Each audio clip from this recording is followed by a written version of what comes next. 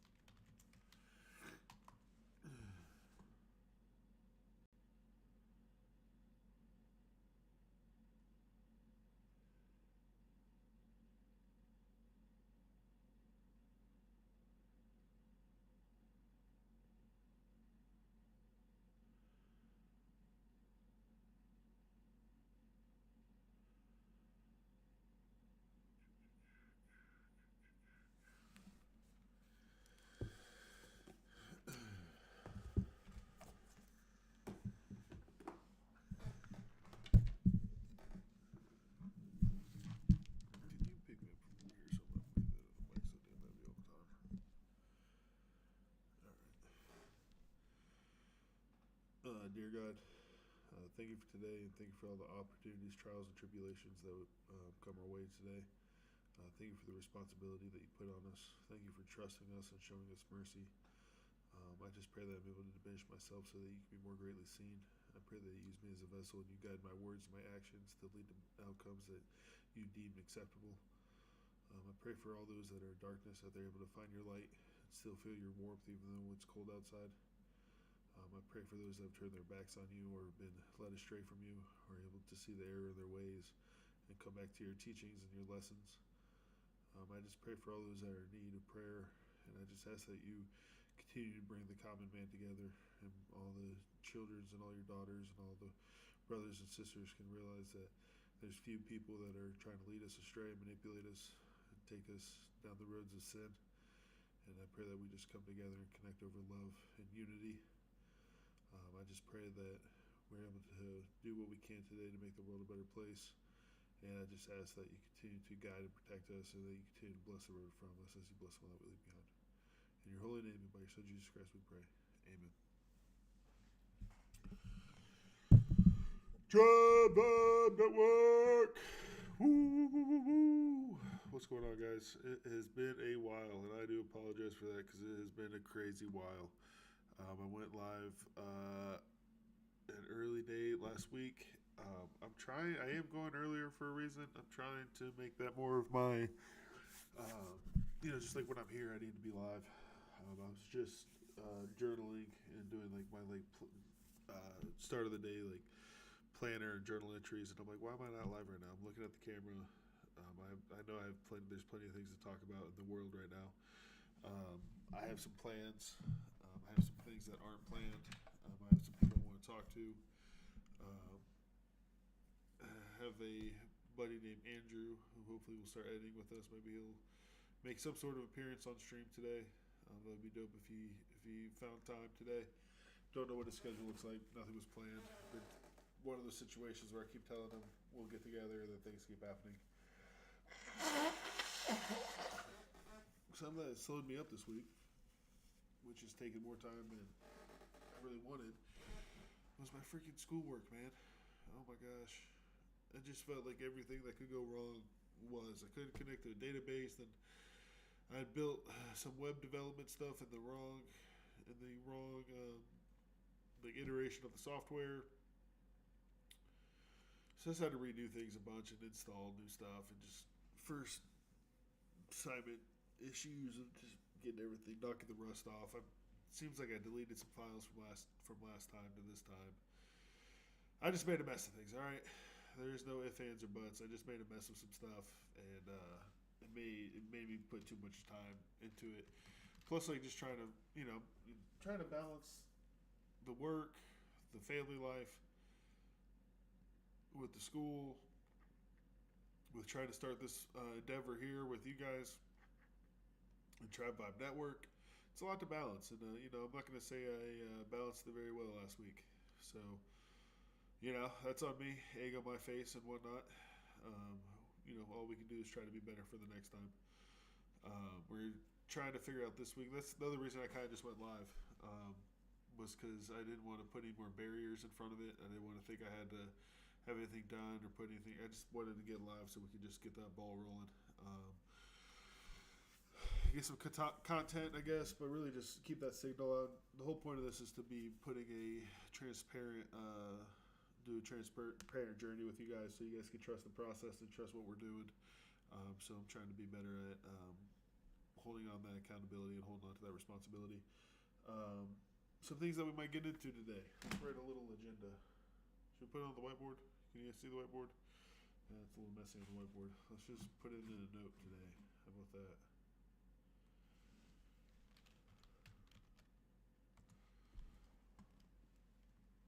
Well, here. You know what? Even before that, let's just go back to what I was doing. Let's set this up a tad bit.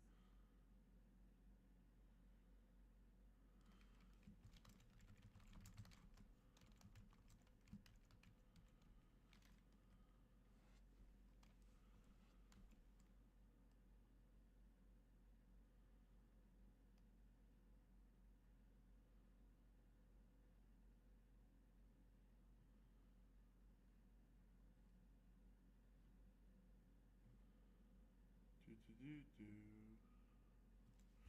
All right. The quote of today comes from Eleanor Roosevelt. The future belongs to those who believe in the beauty of their dreams. Again, the future belongs to those who believe in the beauty of their dreams, by Eleanor Roosevelt. The beauty of their dreams, and maybe not their dreams overall, but the beauty that they're trying to enact into the world, or the beauty that, because what is beauty? It's like what attracts you. It's like the honey and the medicine. It's the beauty of the dreams that they believe in. So it might not transpire just like the way their dreams are, but Martin Luther King Jr.'s dream, maybe he. In his dreams, we're all saying a utopia side by side, but maybe the beauty of his dream that we're side by side, and even if we're side by side on protests and being fed up with our government, that's still the beauty of the dream coming into fruition, right?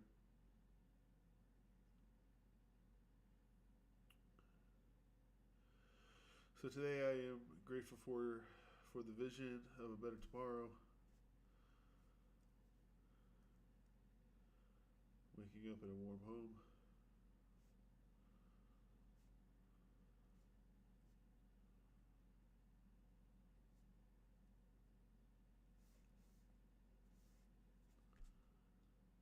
The health of my family.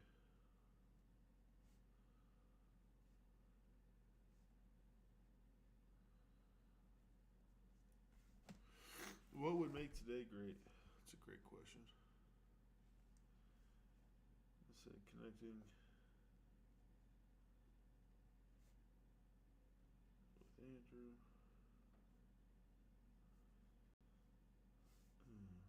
Let's see. So connecting with Andrew, but I don't like putting things that aren't 100% of my control on there. So I also put just like having a stream. So obviously it's going to be a check off. Getting a workout in.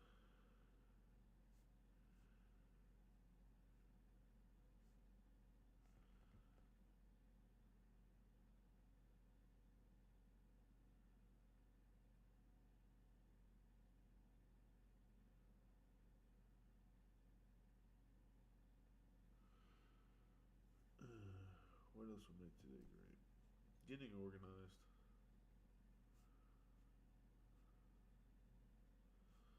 Putting a plan together.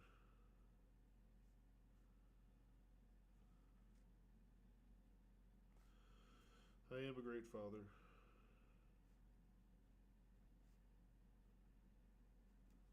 I will achieve the mission.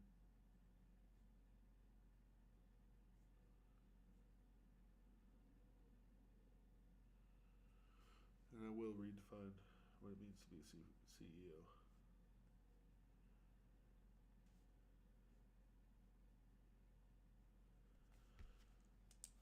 Perfect.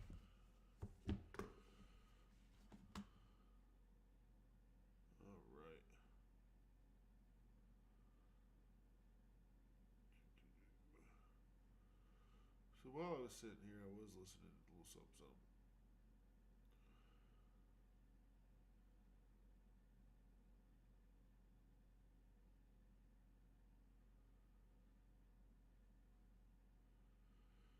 And I was listening to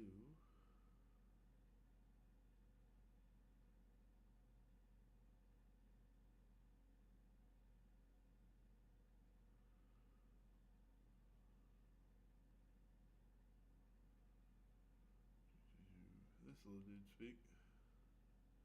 I think he's from Congress. Could be wrong. But that's what it says. That many of these calls for impeachment are just a tactic in that intimidation campaign. There are some tells. Tell number one, it's rare for a senator to call for a judge's impeachment because the senator would be a juror, and it's hard to be an impartial juror later if you've already called the defendant guilty. Tell number two, impeachment isn't a remedy for judges getting decisions wrong. Appeal is that remedy, as the Chief Justice has clearly stated. Impeachment is a remedy for actual misconduct. Virtually everyone has agreed on that for almost 200 years. When senators start saying that almost 200 years of law and history is wrong, that's a pretty big hint that they may have another agenda. Tell number three, if Republicans were serious about rooting out judicial misconduct, we'd probably have gotten answers about Clarence Thomas paying his taxes. There is evidence that Justice Thomas may have broken criminal statutes. We know he failed to report on his financial disclosures more than $250,000 in income from a forgiven loan, not to mention the undisclosed boondoggles of private jet and yacht travel. Well, that raises a very obvious question. If income wasn't declared on his judicial disclosure report, did he also not report it to tax authorities? I have asked that question. Thomas has refused to answer it. Whether, when, and by whom his taxes on that income were paid are all unanswered questions. None of my Republican colleagues seem interested in that misconduct, even though ordinary people are regularly prosecuted for tax violations and false So the wins statements. of last week include Tell number four. homework was completed. My Republican colleagues don't seem at all interested in how their Progress was impeachment made. threats egg on more Also, nefarious and dangerous these threats things. against judges and their families. Draft The campaign of threats, was completed. under the shadow of which the federal judiciary is now operating, is unlike any time in memory. Also, there is significant evidence that this campaign is being I didn't orchestrated. have a full week. I kinda Yet the fell Marshal off through Service what and it our was. MAGA DOJ have repeatedly refused to confirm that they'd investigate for orchestration or conspiracy or enterprise. That is worth So last looking week into. was That might have been a good Wake It Up subject for the Better, hearing, but that's Do It not Better what it Week of the was Week. about. Tell number five, a big one. Found a potential editor, Andrew. What's up, Andrew? One of the judges my Republican colleagues want to and impeach, also the prime target, in my view, get is finished Chief Judge a James Boasberg draft. of the D.C. District Court. Few judges have been singled out more for MAGA attacks Which is than Chief great. Judge Boasberg. What are his sins? Well, he sentenced January 6 rioters So this week is who the President 6th. Trump unleashed on this building 5 years ago. MAGA World has since decided that no crimes were committed that day. That's new. At the time, Senator Cruz, who called the hearing to impeach Judge Boasberg, described those crimes as a violent terrorist attack on the Capitol. That was then. The campaign against Chief Judge Boasberg very much involves the MAGA DOJ. What are his sins there? Well, first, FBI Director Patel tried to scapegoat Chief Judge Boasberg as the person stopping Patel from being honest with the Judiciary Committee about his grand jury testimony in the Mar-a-Lago classified records case. I asked him what he told the grand jury. It's black-letter law that a witness is allowed to disclose his own testimony to a grand jury. And Patel had testified before that grand jury. He did so only after he had asserted his Fifth Amendment rights against self-incrimination and was given immunity from prosecution. The obvious implication is that whatever Director Patel told that grand jury put him at risk of prosecution, and we wanted to know what crime Patel thinks he might have committed. Kind of relevant when he's now the director of the FBI. Director Patel lied to us in the committee that he couldn't describe his testimony based on a supposed court order from what he called the D.C. District Chief Judge. Guess who that is? Chief Judge Boasberg. Chief Judge Boasberg later exposed that lie in a related proceeding, saying that Patel could divulge the contents of his own testimony and, quote, nothing was preventing him from doing so before the committee. So he blew up Kash Patel's lie. That meant when Patel came back, he had to invent a new lie to avoid answering that question. Second, another MAGA DOJ sin. When the MAGA DOJ wanted to illegally jet people out of the country in the dark of night to a Salvadoran prison, Chief Judge Boasberg was on duty, and he ordered that stopped. This infuriated the MAGA DOJ. Then Principal Associate Deputy Attorney General Emil Bovee told DOJ lawyers that if courts stopped these deportations, they'd need to be ready to tell those judges, F you, using the full four-letter word. Chief Judge Boasberg became the target of that Bovee F you. In that matter, considerable evidence of contempt of court by DOJ officials caused Chief Judge Boasberg to notice probable cause and schedule contempt proceedings. That, I think, is the heart of this whole messy situation. One of the subjects of that contempt proceeding was now Judge Bovee. As that contempt proceeding went forward, two Trump judges on the D.C. Circuit stepped in and they blocked that contempt hearing. They blocked it using something called administrative stay, which is the procedure that usually lasts for hours, days, at most a week or 10 days. They blocked that contempt hearing using administrative stay for 4 months. And guess what happened during that 4 months? Republicans hustled none other than Emil Bovee onto the Third Circuit Court of Appeals with no factual record from any contempt proceeding for the committee to see. Bovee's judiciary hearing was so important to MAGA that Bondi and Blanche, her deputy, came over to the hearing to give the eyeball to Republicans on the committee. Later, the administrative stay was lifted and the full D.C. Circuit cleared Chief Judge Boasberg to resume his contempt proceedings. Well, that decision came down on a Friday.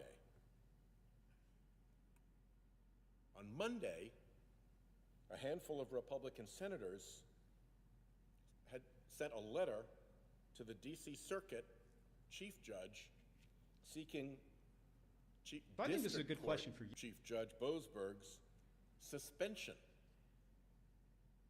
while Republicans thought about impeaching him. Cleared to proceed Friday. The letter for suspension drops Monday. The letter itself. See if their daily shows out. You would think.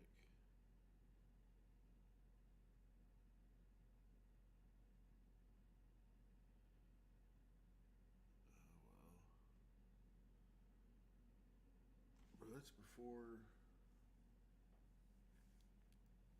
the shooting, brother.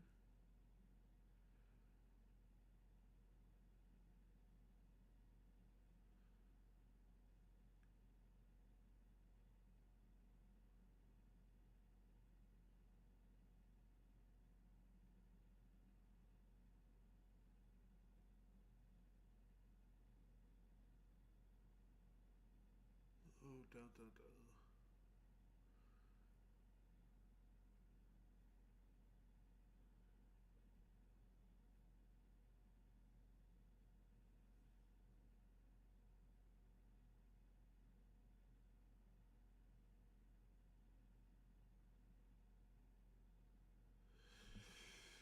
Guys, I want to talk about what ICE did. I'm very upset about it, but it's also like the first thing in the morning. You know what I mean?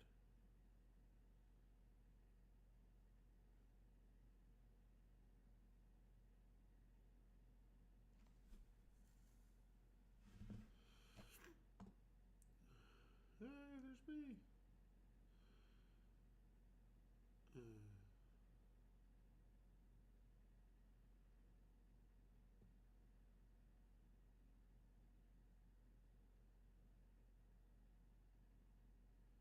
I guess we're just gonna have to dive into it, huh?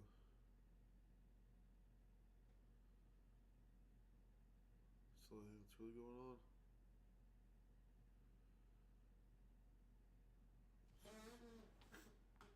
Have firearms in the first place. Yep, as I like to say, paperwork violations. That's what their job is. They are not engaging in criminal law enforcement duties, okay? They don't investigate crimes like that. Like, at most, the things that they investigate in the criminal side of things would be like human trafficking. I know all of us have. How can you defend China when your uncle is literally a Uyghur? That's true. Thank you, Lexi Rose, for another 150 gifted subs. I'm gonna skip this one. The execution of Alex Peretti broke me. I mean, I'm glad that Legal Eagle is also taking a stance. It seems like Legal Eagle has always been a liberal. He's always been woke, and so is Philip DeFranco. Videos. All right, we'll watch it. What is basically the action of Alex Peretti. I've seen it from more angles and more times than I care to repeat. I'm not going to give an in-depth frame-by-frame analysis. You don't need a lawyer to tell you what you can see with your own eyes, which is that it was an inexcusable state-sanctioned. There is no excuse. There is no justification, and it is the latest in what is probably a long line. This one happens to have been videotaped, thankfully, by many brave bystanders. How do you see this anger playing out? We're comparing it back to the momentum of the Black Lives Matter protests. The Black Lives Matter protests were far faster, and the mobilization was not exactly controlled. It was more so just like an immediate moment of anger, and it was already at a boiling point as well. And that's the reason why they burned down the police precinct. I wonder on that though. On that front, real quick, when did George Floyd? When was he murdered? May 25th of 2020. Like it came quicker and it came harder. I agree with that. That's definitely like a true statement about like what happened with Black Lives Matter compared to now. But I think the reason is because it's so freaking cold. I think the fact that we saw such a big reaction, because I mean they even they did a general strike on Friday, and then on the very next day when this happened, there was like real protests and tear gas and like started reminding of us of Black Lives Matter. I think having it so up on the timeline, like having it happen in January instead of like May, I think we're set for a very explosive summer. I think if you start adding the heat to summer to what's going on here, we'll see that explosion. And I think then what will really be on display is how much like burning passion you really have to stay warm in this weather. Like to really be out there to do what they were doing. I mean, everyone saw protesters and how they were. Everyone kept saying it's like it hurts your skin just hurts being out here, or it hurts to breathe and all that type of stuff because the air is so cold. I think once the summer happens and like these ice raids aren't going to get better, they're probably going to keep expanding them. More people are probably going to become at least injured, if not killed. So you compare it like on a month to month, like what happens this May compared to George Floyd. I think George Floyd, again, like he's saying, it happened quicker, it happened in May, and it got really big really quickly going into the summer. this one might start real slow, but I think the roots on this one are way deeper. I think George Floyd has has a thing to do with that. Like that kind of like paved the path for a whole generation to understand what it means to be like mobile and protesting. Like, you know, I think we have like an appetite for it, and I think this is like with the No Kings and all those other things. Like those felt a little bit more politicky. Those ones felt a little bit more like, you know, Democrat led. This is again the reason Black Lives busted, and the reason I think this is gonna bust is because this is straight grassroots. I mean, this is straight like if you're not a bootlicker, you're against this shit. And it has nothing to do with politics. It has to do with good character and having morals. So I think this summer is going to be wild. I think as it warms up, you're going to see some stuff get more and more wild. Because think about it, like people can't even drive. Like this storm that came through, people couldn't even drive for support. You know what I mean? Like it just A, and then B, who's driving to go protest in -6-degree weather? You know what I mean? And I would say that now the protests are like much more restrained in general, which some people will get mad at me for saying this isn't necessarily a bad thing. It's much more directed. They're way more focused on doing ice watch, for example. I mean, I'm not even while they're hoping doing for like a that. vigil, That's there's my still people prediction. doing ice watch. I think once it gets warm So outside, the community is these protests are going to become wild again. And like, you know, in my opinion, for good reason, because the government's not fucking listening, and they are being ran by pedophiles or suspected pedophiles, and they are hurting our innocents, and they are coming after our most like best character, like brothers and sisters. You know what I mean? Like an ICU nurse gunned down after having 6 dudes on top of him. Bro, if that was a football play, that would have been a 15-yard penalty. Like if he was like, if there was a dude down with 6 people on top, that he just came and speared him in the back, like he just went boosh, just because the cuz, bro, that would have been a 15-yard penalty on the football field. And the reason that's less, who cares? A is because it's a game. B is because you're wearing pads. C is because there's no lethal force that can be inflicted. D, you're not a government official. You're not handing out the responsibilities of the actions of our elected government. It's actually a lot more mobilized and a lot more organized in general. I think it's also too cold. That probably plays a role in this too. But I think like during BLM, very different circumstances too, because it's like a federal law enforcement agency that's like easier to identify as like a foreign occupation, a non-state occupation, right? As opposed to the local law enforcement that was behaving like a brutal occupation.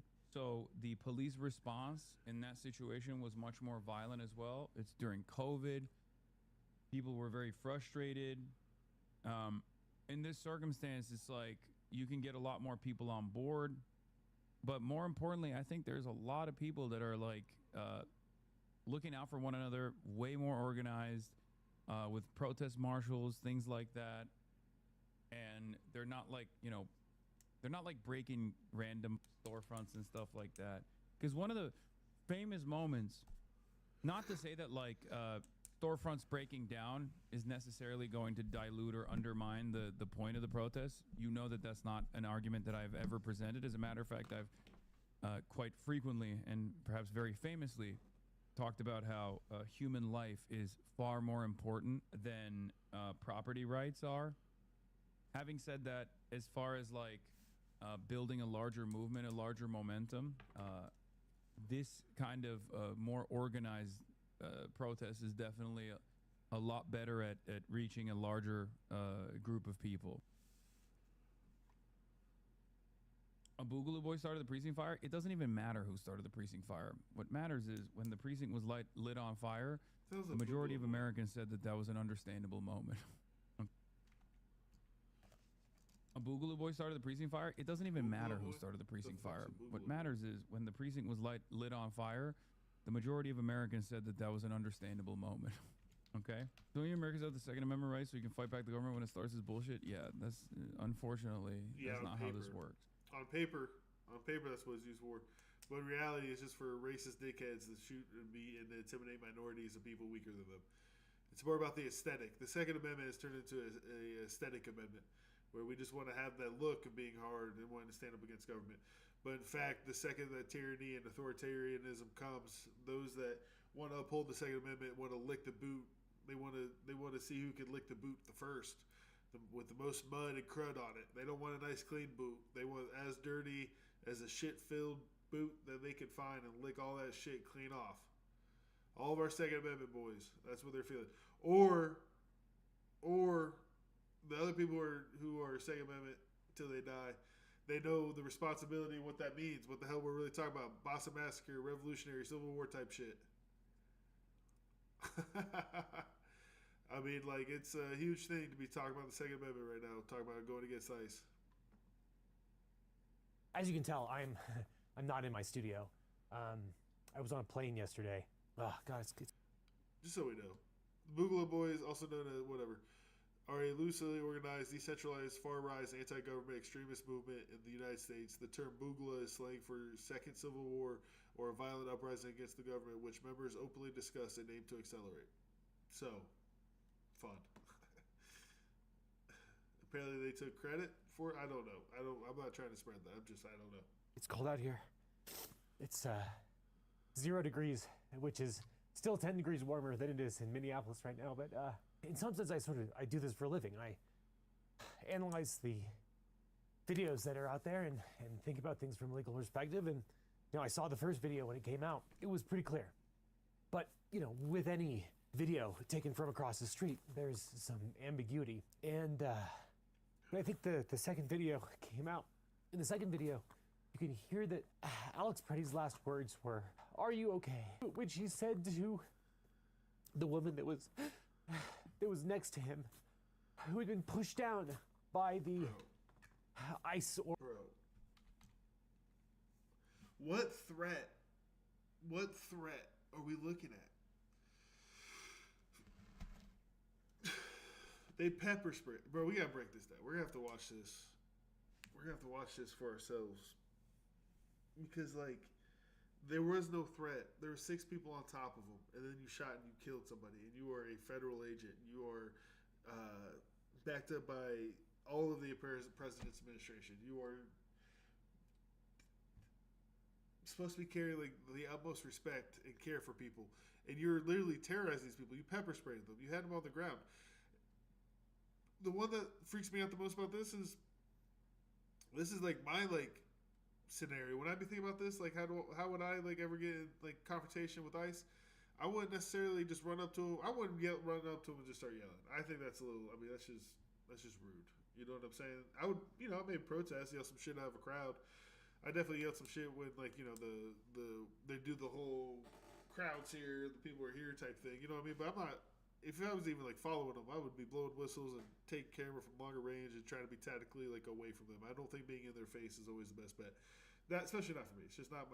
But when I would be on the front lines, messing around with ICE agents, is if I saw them beating up someone smaller than them. 3 people on 1 girl is definitely something that would get me going. And that just doesn't matter who you are or what you are. This is a situation where I hope my character, with my courage, is strong enough and thorough enough to stand up and get in between this. This is a crazy scene right here. This is a crazy thing to watch. Okay. Which Here, we're just gonna have to go pull up the actual thing.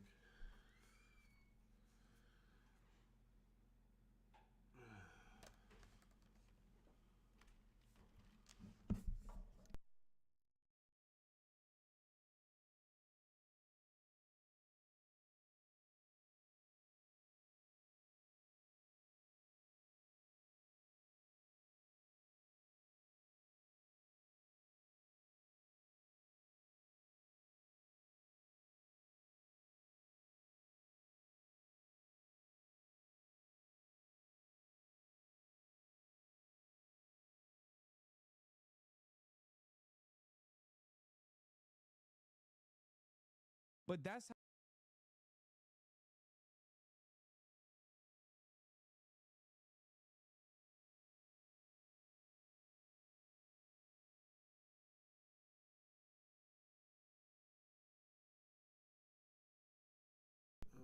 It was just down here.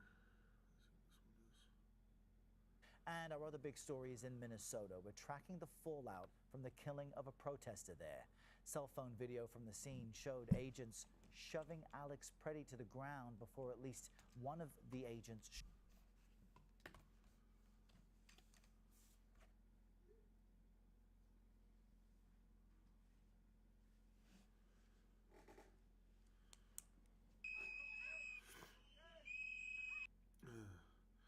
So we just saw, it even goes before this, when those 3 guys were on her. He comes in. And this is what I'm saying, bro. They're like taking out some of the best of us. Like, this is someone who has the character and the empathy to want to get in between that, right? Look, hands up. His hands are up. His hands are up. He's holding a camera, and he's still checking on her. He just put himself in between the threat and someone who couldn't protect themselves with his hands up, phone in hand. Still trying to defend her, do as much as he can. He's not even facing anybody. He can't be a threat in any way right now. He's probably moving because he's trying to get out of the way of the fucking pepper spray, the chemicals that they're just spraying onto their face. Bro, he's doing everything you can if you're trying to be a man with good character and protect those that, you know, may be weaker or more vulnerable than you. Crazy character. He's putting himself on the line, sacrificing for his community, trying to make his space a better place for him being there.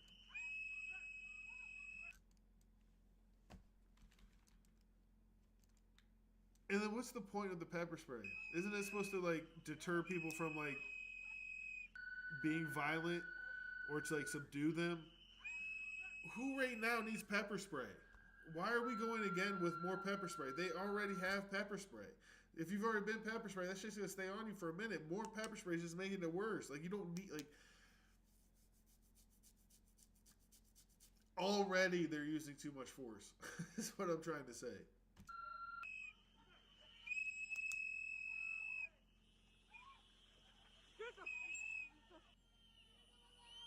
Fuck people! The fuck is wrong with you? Honestly! Then my question is, they were after this chick, right? Then he got in the way. And now they only care about him. And look at what they're doing.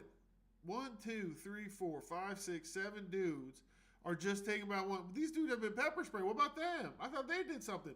I don't think that's what they're about. I think they just take one. I was watching them all day on Saturday. I was watching all the live streams, watching them. Every time they come out and they were going to make someone, once somebody got somebody on the ground, they all did this and they started defending the people on the ground. This is what they practice. That 47 days of training, this right here is a whole stunt by them. We as a people need to figure out, is there a way that we can make this as hard as possible for them?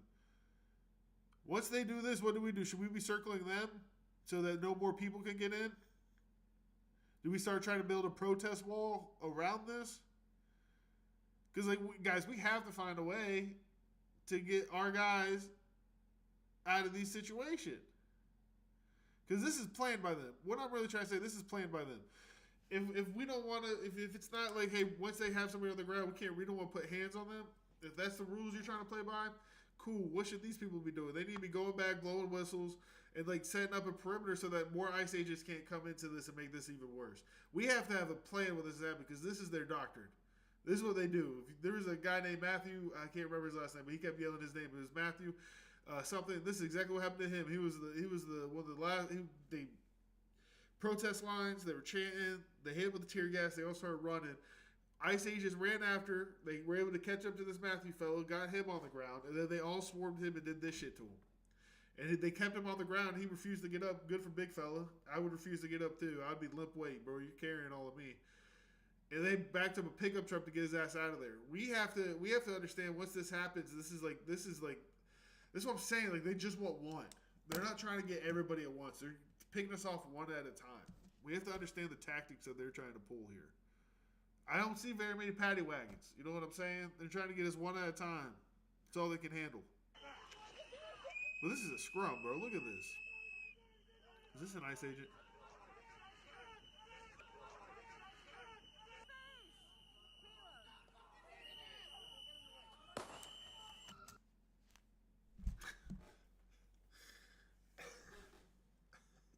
Bro, when I first saw this and someone said another person was shot, I said, no way, there's 6 people on them.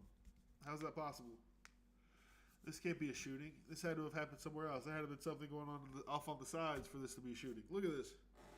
This is Smear the Queer right now. If you ever played that game as a kid. Look.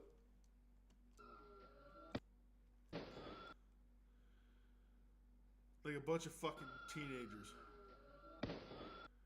Like a bunch of teenagers. When a bunch of teenagers go out and someone takes it too far and something finally explodes and they run away, they're all probably laughing on the inside too.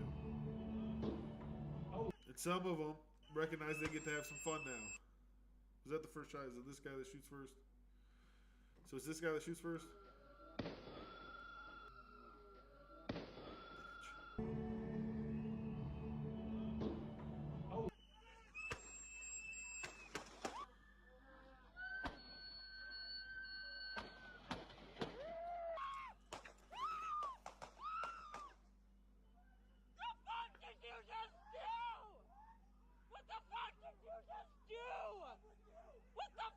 Dude, then like no CPR, like no training, no like attempt to save his life. I mean, obviously, but that's the problem. Obviously, there's no way to save his life. What are we talking about, man? I know all of us have seen the videos of what is basically the execution of Alex Preddy. I've seen it from more angles and more times than I care to repeat. I'm not going to give an in-depth frame-by-frame analysis. You don't need a lawyer to tell you what you can see with your own eyes, which is that it was an inexcusable state-sanctioned murder. There is no excuse. There is no justification, and it is the latest in what is probably a long line. This one happens to have been videotaped. So do you all know legal? By many brave bystanders. As you can tell, I'm not in my studio. I was on a plane yesterday. Oh God, it's cold out here. It's 0 degrees, which is still 10 degrees warmer than it is in Minneapolis right now. But in some sense, I do this for a living. I analyze the videos that are out there and think about things from a legal perspective. And I saw the first video when it came out. It was pretty clear. But with any video taken from across the street, there's some ambiguity. And but I think the second video came out. In the second video, you can hear that Alex Preddy's last words were, "Are you okay?"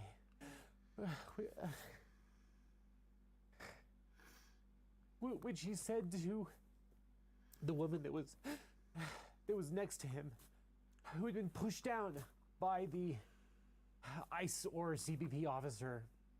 Who? Bro, I'm not a violent person. I don't like violence. I'm a pacifist. We have to find a way to get these thugs off the streets, bro. They ain't coming after criminals.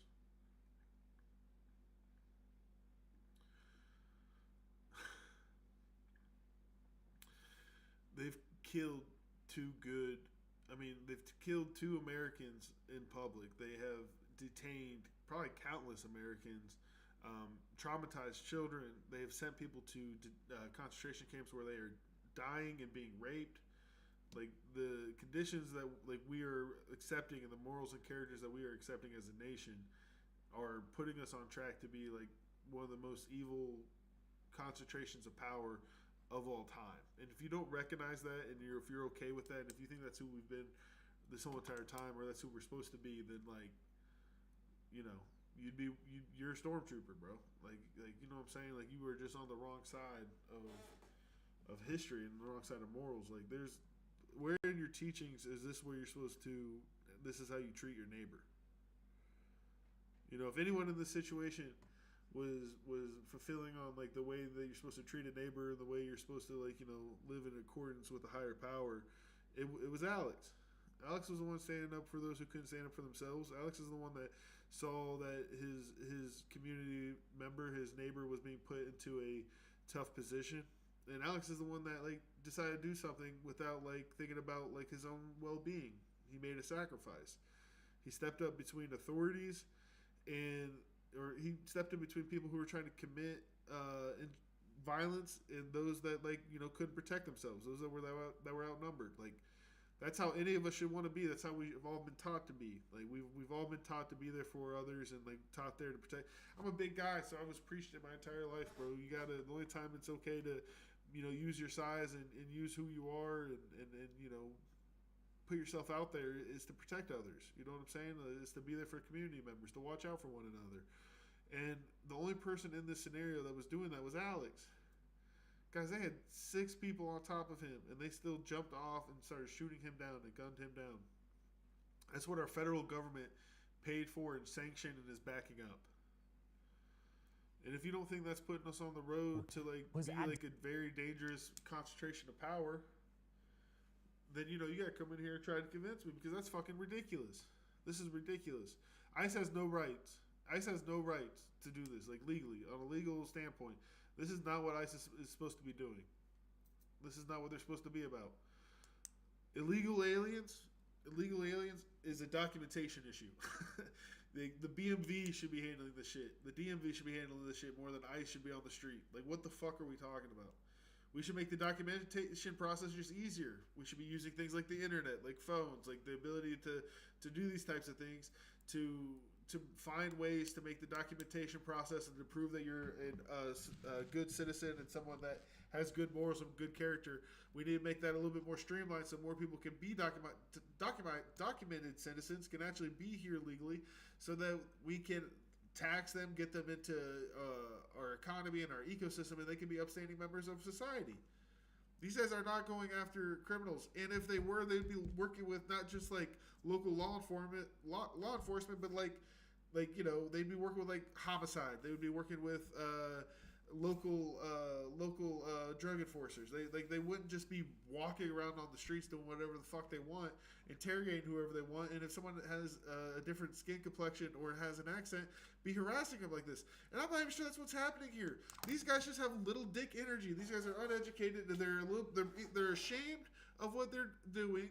They know what they're doing deep down is wrong and not what they learned in church on Sundays, or they are truly just ready, the type of person who's always ready to snap, which is my working theory. And when a woman is out here with a camera in their face reminding them of their ex, yelling at them, telling them that they're the problem with the world, just like their exes would do, they lose their fucking mind and start pepper spraying and using force. This is crazy. This is crazy. This is a sad time to be an American. Your government is out here in broad daylight, in 4K, killing folks. And if you ever thought, like, how was, like, slavery okay, or how was, like, lynchings okay, or what did the general public do when they heard about the Holocaust, or how was that even, or how were, like, Japanese concentration camps able to happen, and you're like, what was the general public doing? They apparently were licking boots. They apparently were taking on the mentality of the billionaire. If it's not the shit ain't on my shoes, then who gives a shit?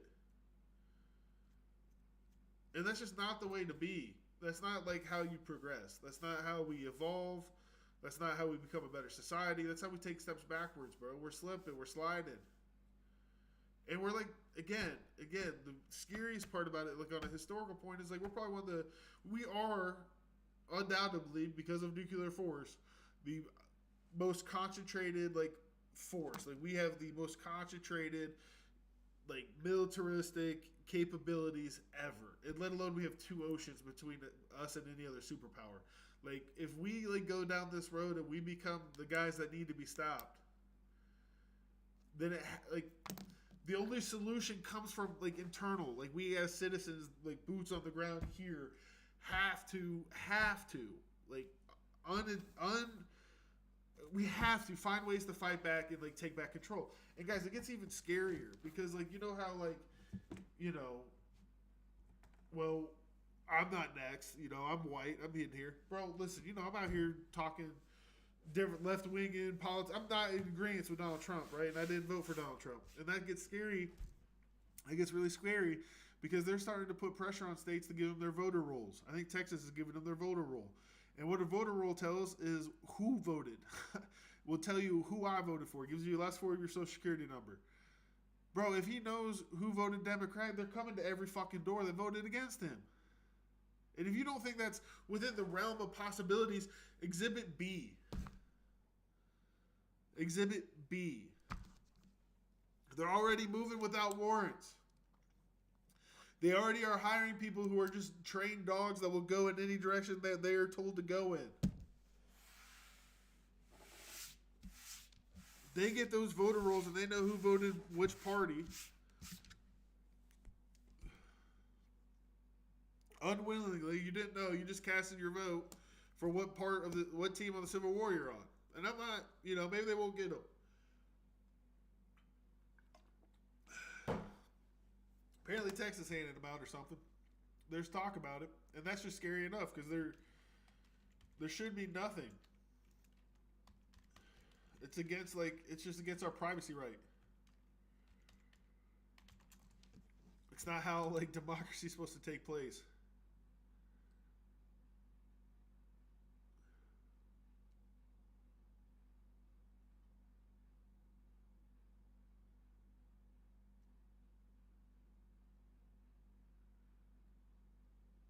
Look at this. A letter from U.S. Attorney General Pam Bondi, as reported by Fox News, has demanded Minnesota Governor Tim Walz cooperate in sharing voter roll data with the Civil Rights Division of the Department of Justice after the shooting in Minneapolis on Saturday. What is voter roll data?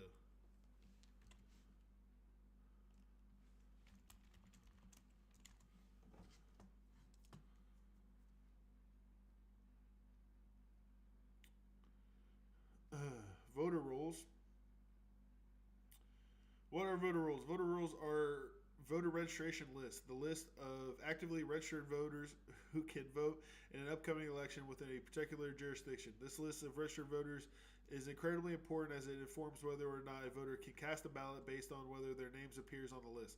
Voter rolls are maintained by local and state governments. So not quite what I thought. I thought it was essentially the receipts of who voted for, but we're getting there. What does voter roll maintenance or cleaning out? Voter rolls are constantly changing as new voters register and existing registers move, change their name, pass away, or otherwise become ineligible. Because of the importance of these lists, states are required to keep voter registration rolls as accurate and up to date as possible.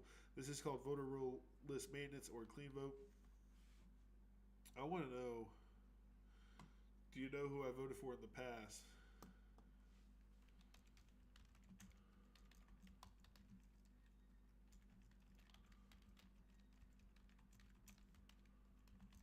Maybe not, but it's in theory. Can someone find out who you voted for? No, here is what. Okay, well, that's good. So, doomsday averted, apparently.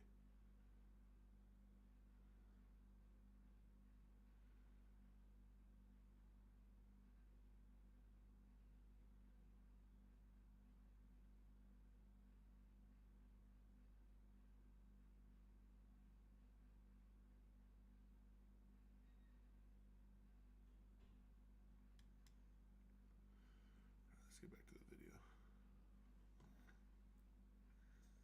Unhinged, where Alex Preddy just has his phone out and his left arm is free. I think those were his last words, and I think those were his last acts, was trying to help the woman that Bro, that's crazy. Again, was pushed down that's the by scenario the man in the green sweatshirt, who I think eventually was and I'm not gonna lie, every time I'm in that scenario, I'm like, how would I avoid getting shot and killed? I avoided getting shot and killed in my head was always by being on top of an ice agent and letting an ice agent be on top of you if you ever got into a scrum.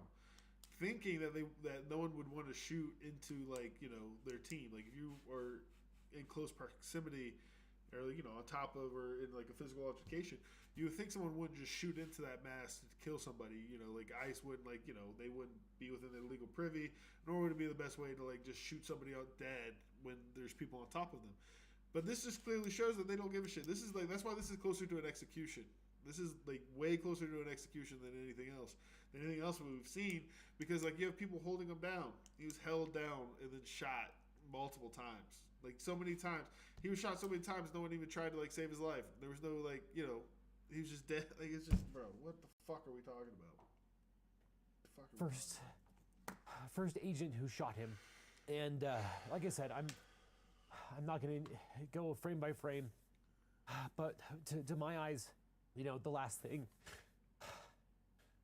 that Alex Preddy did was to help others. And look, my legal analysis doesn't change when the victim is, you know, a bank robber or a saint. Everyone deserves the same rights. Amen. That's why they're there. And it doesn't justify or justify less the actions Due process of what is a whole happened, nother part of the conversation we can be having. but it does heighten the loss of what happened and the people whose... Every great cop show is built on due process. Where the cop knows that this guy's the ringleader of all the evil shit, but he doesn't have enough evidence to prove it in court, so he goes off rogue and starts killing him on his own.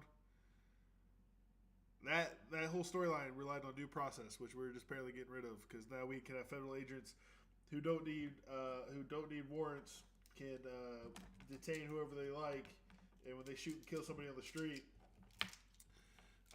their same political party won't do anything to stop them, the ones that are implementing them and putting them in the street, nor will the opposing political leaders in that state where that murder occurred call on the National Guard to detain and arrest the ICE agent.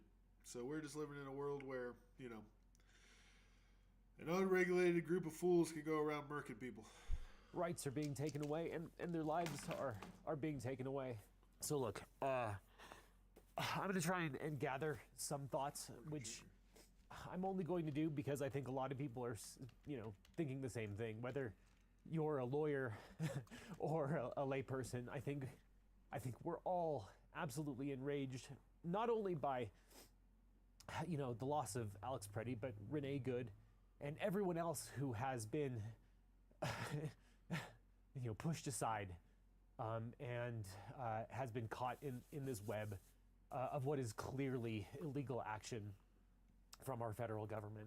Like I said, it doesn't change the legal analysis, but it does say something that Alex Preddy and Renee Good before him seem to be the best of us. And there's a reason why they were gunned down. It's because they put themselves out there. And by God, that's commendable. And we need to continue to stand up because they did too. And look, you don't need to be a lawyer to know that their shootings were not justified. But I think we need to take a step back too. He's saying similar shit to what I'm saying. We're still gonna listen to him. Keep us on the rails a little bit. Ian give us information like this. Keith Porter Jr. Listen to this fucking story. Keith Porter Jr., a 43-year-old father of two, was fatally shot by an ICE officer on New Year's Eve outside his apartment complex, according to LA and federal officials. An LA Police Department spokesperson said after the incident that Porter had fired gunshots into the air, some shit that people do during New Year's. As a U.S. Department of Homeland Security spokesperson said, the off-duty immigration officer was forced to defensively use his weapon while responding to an active shooter. We're not even hearing about that one. Because there's no video footage, so we just don't hear about it. That's wild, dude. That is wild. I didn't even know his name, Keith Porter Jr. So they've killed at least 3. He had another dude up there. We can go look that one up too. I'm sure that's another person To recognize that, you know, that dude was off. ICE and CBP shouldn't have been there in the first place. They have no right and no duty to do crowd control, to be on the front lines using weapons against protesters. These people should not be armed. We've sort of grown inured to it, but they are not enforcing criminal law. Even when they are enforcing immigration laws, which they are not right now, it is state-sponsored protest control of people exercising their First Amendment rights. At best, they are enforcing regulatory and civil laws. And there's no reason they should have firearms in the first place. I don't even think should have less lethals like pepper balls, and they shouldn't be using tear gas and pepper spray and bear spray on protesters. That's insane.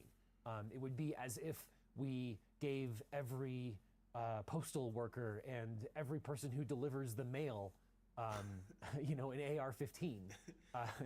They don't need or it. even just a sidearm, and then it's told them instead of delivering mail, you're out here to control animals, and your definition of animals is so loose as to a pet inside someone's home, where you would may potentially accidentally kill the owners of the home, but you are also shooting down pets and any animal that you see on the street. You are terrorizing children in the community over shooting at squirrels would be the better analogy.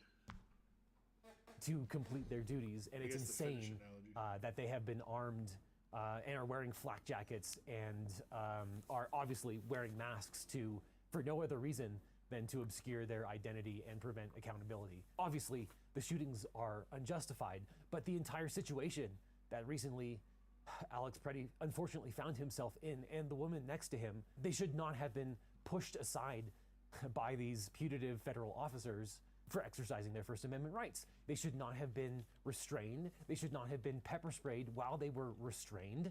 And of course, they should not have been shot and murdered while they were prone and restrained. None of that. The entire situation should not have happened. 3,000 ICE and CBP officers should not have been deployed to Minneapolis in the first place. I will echo what some legal commentators have said. This is basically stochastic terrorism. If you send 3,000 untrained psychopaths with guns into a place where people are angry, where they are not effectuating the law, you don't know who's going to die, but you know that people are going to die. And I think that President Trump and I think that Stephen Miller have blood on their hands, because this is what they wanted. It's honestly incredible that the people of Minneapolis and Minnesota have shown as much restraint as they have, and that they have not taken the bait, and they have not responded to violence with violence. And that's incredible. And it deserves commendation. Not the least of which because they're not going to be the last. It's going to come to other cities, predominantly blue and majority Democratic cities, because what ICE and CBP are doing is a terror campaign. It is a pretext that they are effectuating anything related to immigration at this point.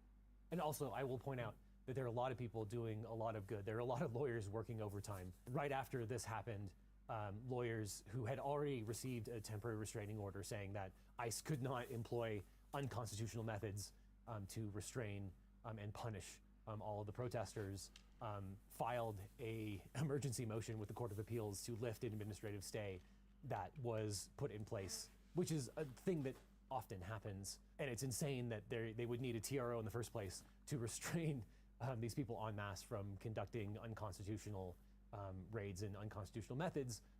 But the declarations from people who were on the scene and saw Alex Preddy shot with their own eyes, it's crazy that lawyers would respond within a few hours and get that in front of a judge. It's also, there was some parallel litigation from the Minnesota Bureau in charge of the investigation that was stymied by ICE, which is another thing for another day. Within a few hours, they had a motion in front of a judge seeking a temporary restraining order to prevent ICE from destroying evidence because they already mucked up the crime scene.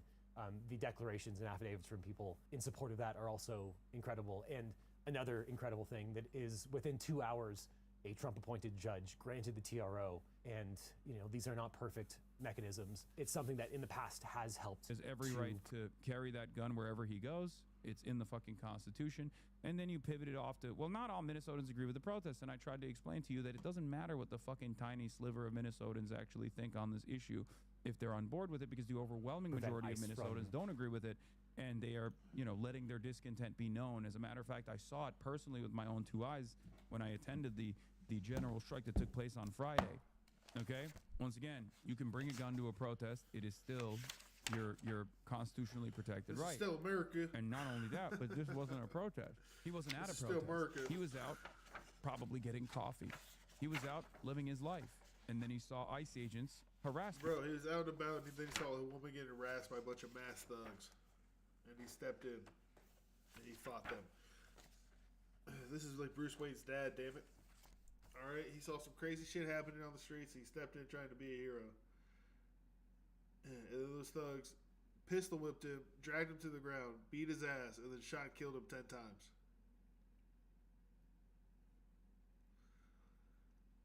And if you're not pissed off at the federal government for not doing nothing about ICE, then you're fucking dead wrong. And if you believe ICE is making this country great, then you're part of the fucking problem.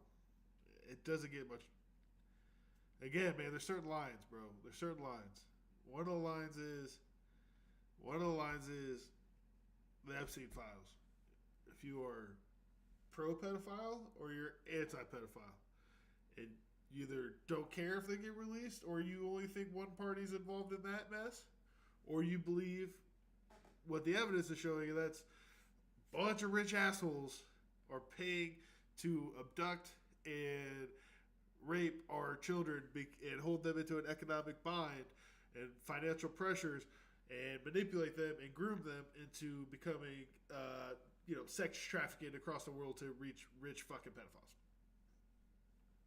The second line is ICE is a bunch of untrained thugs that the federal government's using to terrorize immigrants,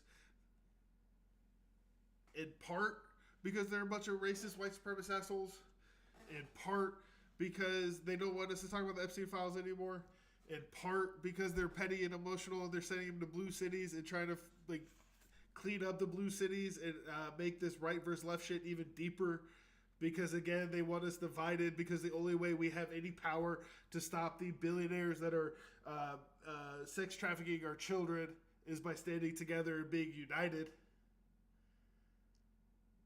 So either you're on the side of the people who are mad and want to overthrow the people in charge, and I don't mean overthrow our government, I mean use our tools of government to overthrow the people, the lobbyists, the rich people who are writing our laws, the rich people who are paying our elected officials ungodly amounts of money.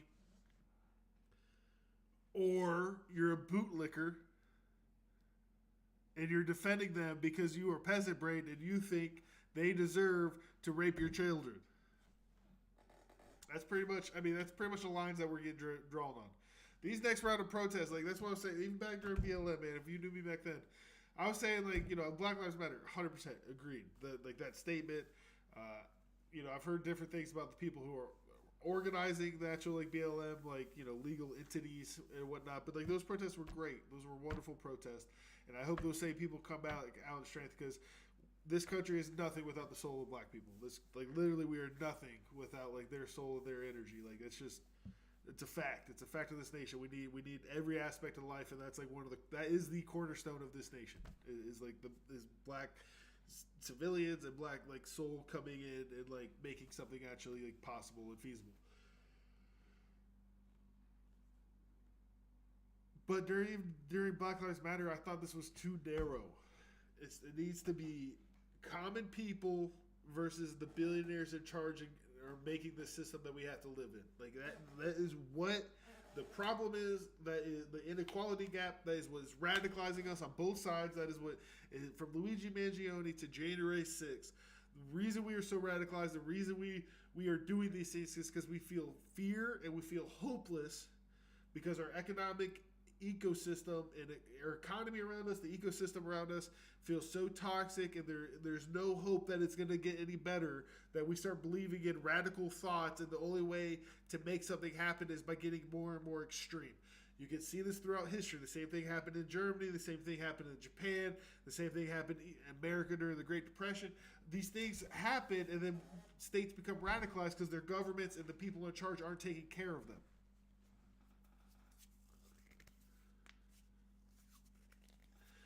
So we need to focus that energy that is getting radicalized and focus these thoughts of this hopelessness. First off, we can't be hopeless, but this energy that we want to express, this anger that we want to express, this frustration that we want to express, this sorrow that we want to express, we have to direct it.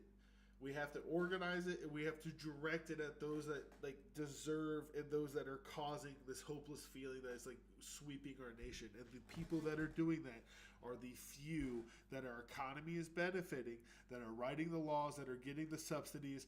It's the same people. Who is it? Who's making the money? The people who are making money off of Gaza. The people who are making money off of this healthcare system that we have. The people who are making money off this education system we have.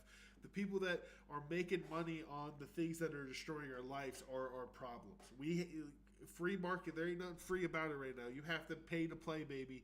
And we have to get rid of those players. We have to throw them off the table. And it might mean we have to take some step backs in some ways. We might have to, not have so many McDonald's. There might be a little bit of, the stock market may crash. Warning. Stock market may crash. And this economic revolution that we need to have. But that's okay, because what we need to focus on is that the next generation is better than we imagined. So we create an environment, an ecosystem, and an economy that nurtures good education, good morals, and good character, so that the next generation has all the tools that they need to be better than us. And I do believe that we do that at one point. And I think even our parents' generation, Generation X, might have thought that's what they were doing for a pretty long time. They thought they were trusting the system. The reason things were getting easier is because technology was here.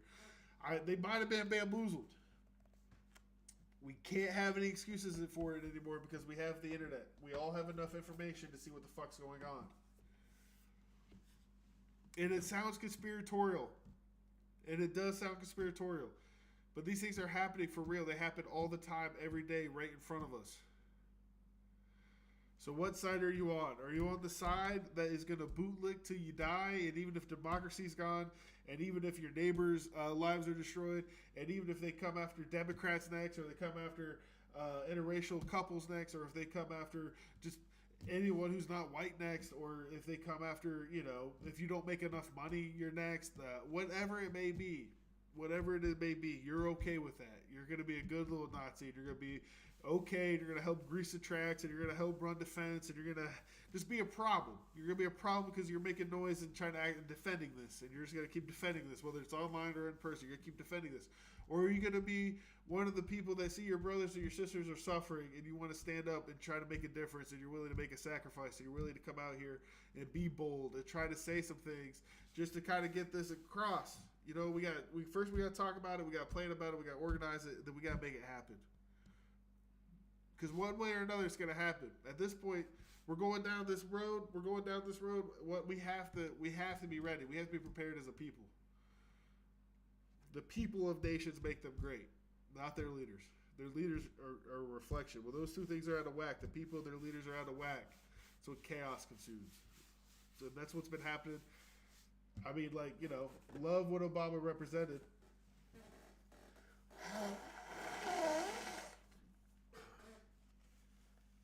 Even when Obama got there, the military complex, or the people writing our laws, was written by so few. They weren't written by representatives. They were written by capitalist junkies, by lobbyists, by the people who were supposed to be paying us taxpayer money, writing the tax code, those types of things. We're going to have to deep dive it or something if people don't believe me. But that's the problem. That is the problem. You want to know what the problem in our nation is? That is the problem. Because again, if ICE really wanted to do it, why are they, in Texas and Florida where, illegal immigrants are used for a giant work labor force? I'm pretty sure there's more illegals in Florida and Texas than there is in Minnesota. People. And then he did the right thing, interested in protecting his community. But you can, but it adds complexity to an already volatile situation. Yeah, but the volatile situation is volatile because of the presence of ICE agents, not because of the presence of a fucking Minnesotan that is in his own community, in his own neighborhood, walking around with a gun. Okay? Like he's done every day before, too. You are an ape IRL, I think. Actually, that's not true. I think an ape would probably have more functioning brain cells than you. Let's be real. They can at least use tools and stuff like that. I don't think you're actually capable of that, if we're being super sincere. Because you are still trying to actively defend this sort of thing. An ape actually knows how to protect itself. An ape knows how to protect its own community. You don't. You clearly don't. You are demanding that the administration come and fuck you. So you don't even have the self-preservation skills of an ape, interestingly enough. In any case, let's continue. Kyle Rittenhouse was considered a hero for having a gun in an actual protest and using it as a vigilante. Where was this argument then? You're talking to that guy, right? Because I have even started to change my opinion on this stuff. This is something that I've evolved on. I've been a very strong advocate for gun control, and I think The time for that is passing. I have time and time again consistently held the position that I don't think it's a good thing to bring a gun to a protest. And I think it's a different, that was the old me, okay? I think that was a different time. Once the social contract has been broken so fundamentally over and over again, I think, like, you know, you have to defend yourself. It's crazy. It's crazy. Him having a gun. And that's the other part. Are we going to tell people not to have guns around ICE? It's the whole reason we have the Second Amendment. It's the whole reason we have the Second Amendment. And, like, they're gunning us down. They've killed us a couple times. Like, so we're just not supposed to fight back. We're just supposed to comply or die. And even if we do comply, there's a chance we'll still die.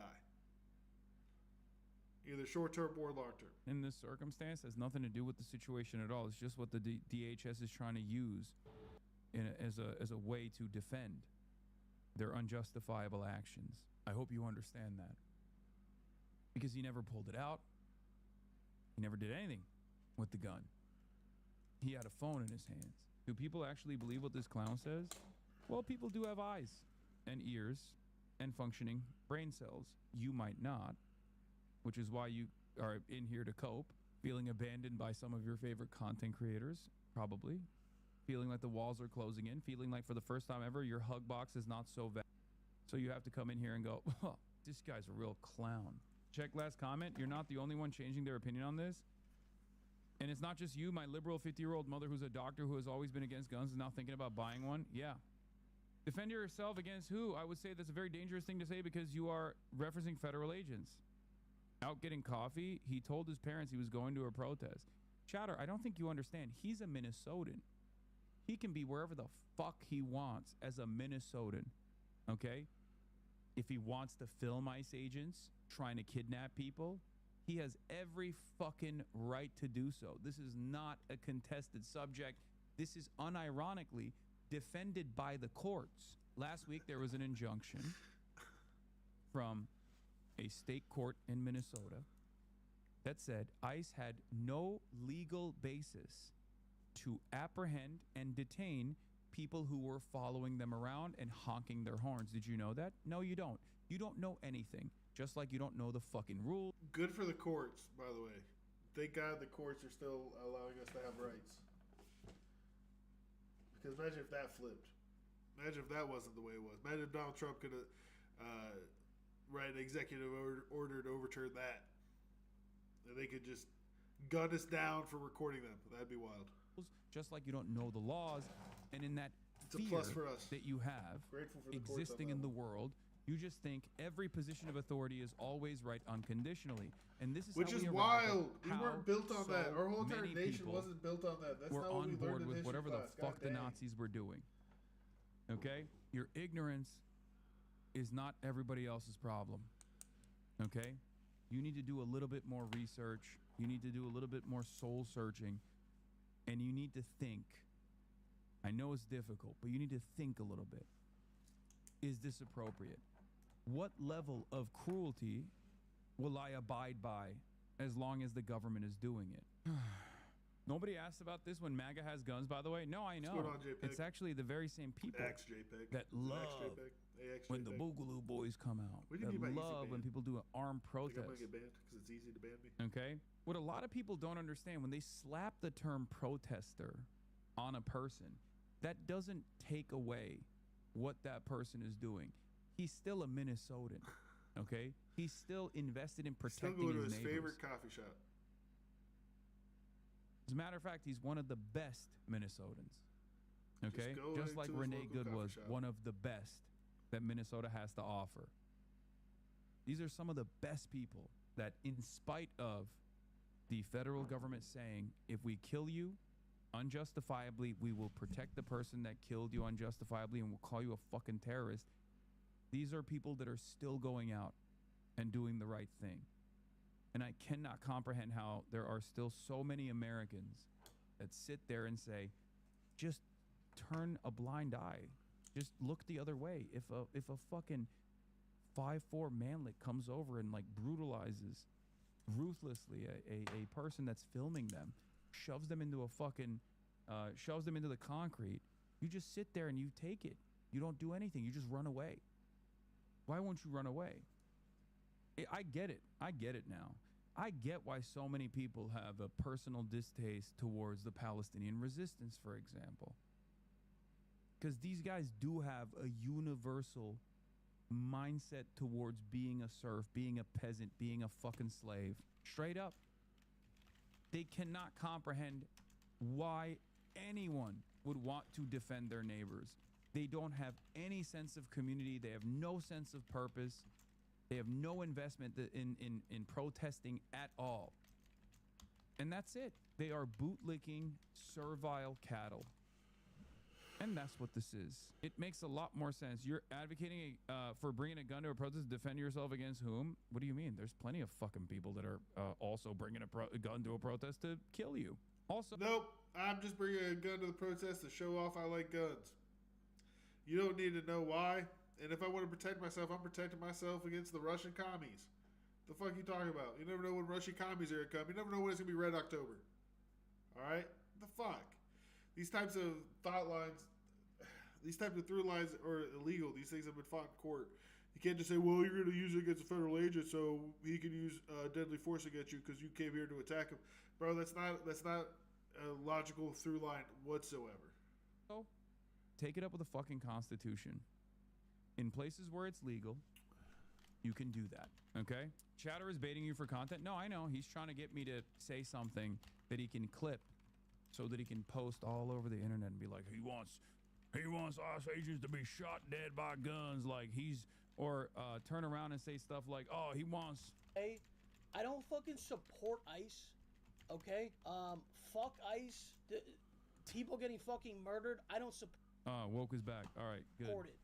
That's fucking obvious. If you read my tweet and think I like ICE, you're fucking, I don't want to be more politically incorrect. You're fucking not smart, bro, okay? I don't like ICE. If you run around liking ICE, there's something wrong with you, okay? Let me just clear that up, first off, bro, okay? Because what I said was completely taken completely out of context to a different fucking stratosphere, bro, okay? Fuck ICE. I have personal friends and family that are affected by ICE and what they've done, okay? And I don't support ICE. So let me just say this a fifth time for the bootlicker, for the people yelling bootlicker. First of all, yelling bootlicker to a person could be the worst insult ever. That's that's just like it's gay. Like you're like, oh, you lick a man's boot. Like that is so fucking weird. Okay, I've been called 100 insults. It's probably the worst insult I've ever heard. Okay, I'd never lick a boot. All right, I'm just being real, bro, because we see what can happen. We've seen ICE murder people. Okay. What's the solution then, buddy? That's the problem. You should be commending the bravery of people that are literally putting their lives on the line when they shouldn't have to, okay? When that shouldn't even be a point of fucking contention. The reason why people are calling you out is because you're saying, I'm not just a bootlicker, I'm spreading my fucking ass cheeks when the boot is coming. After I'm done throating it, I'll shove it directly in my ass.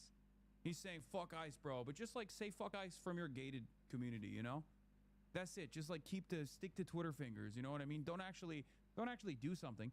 The reason why people are saying fuck ICE is not just because ICE is out there brutalizing American citizens.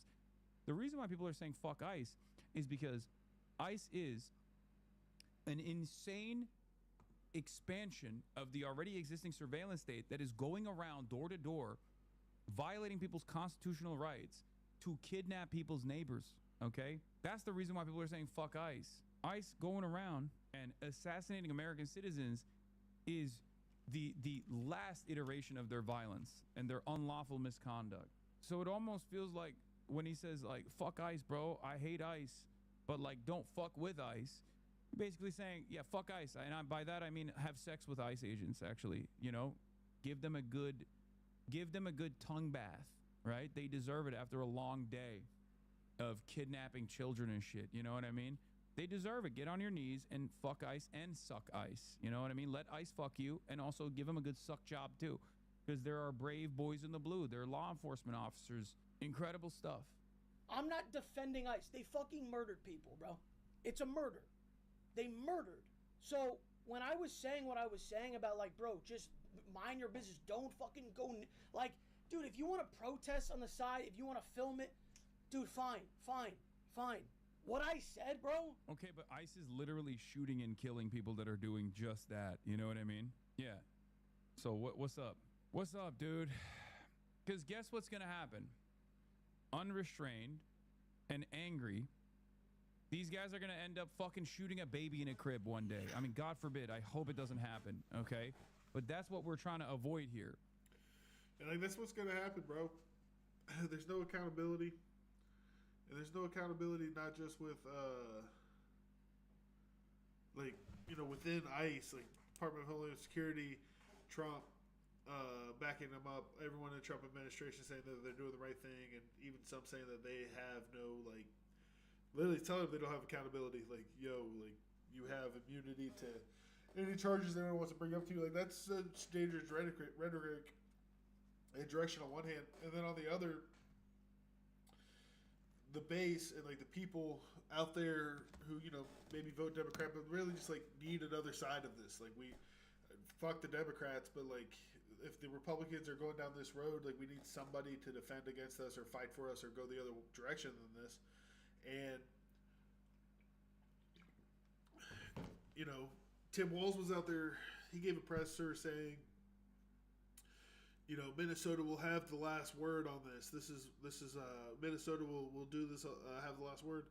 And it's just like, yo, like you can't guarantee that. Like you can't. And then like even what you see, what was shown on Saturday, I was watching. Like I said, I was watching all the live streams, and what people are witnessing is ICE agents ready to go to lunch at like 3:00 or ready to clock out at 3:00, whatever it may be. Probably one of the two. I'm fairly certain of it.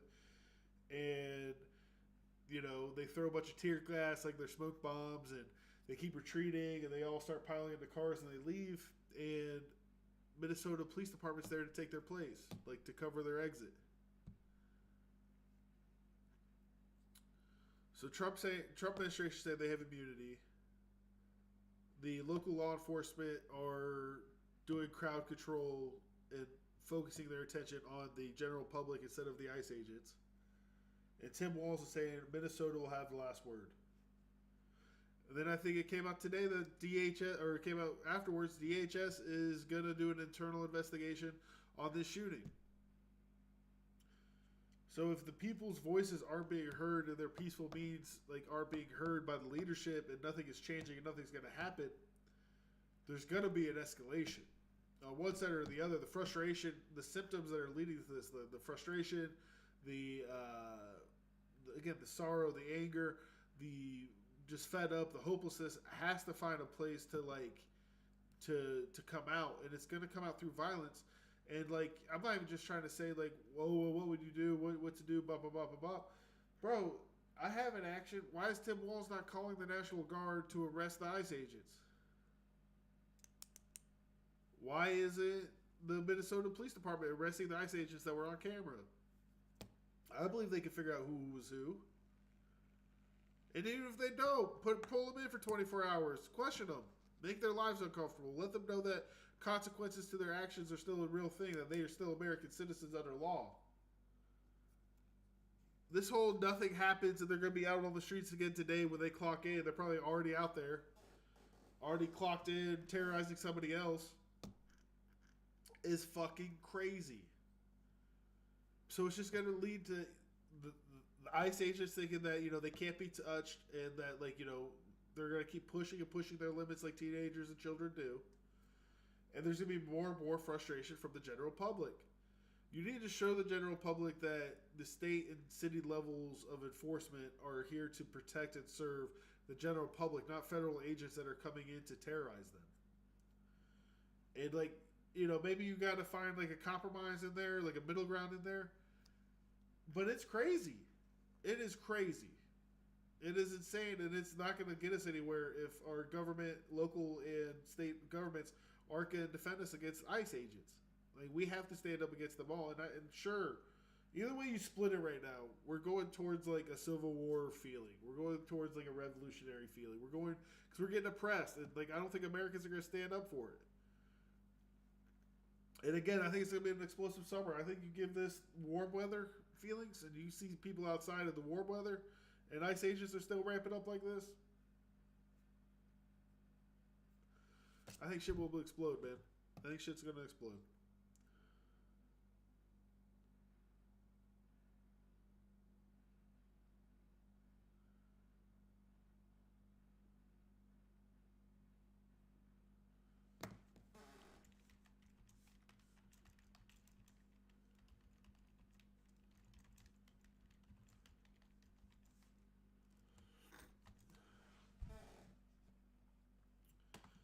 All right, we are going to pivot a little bit.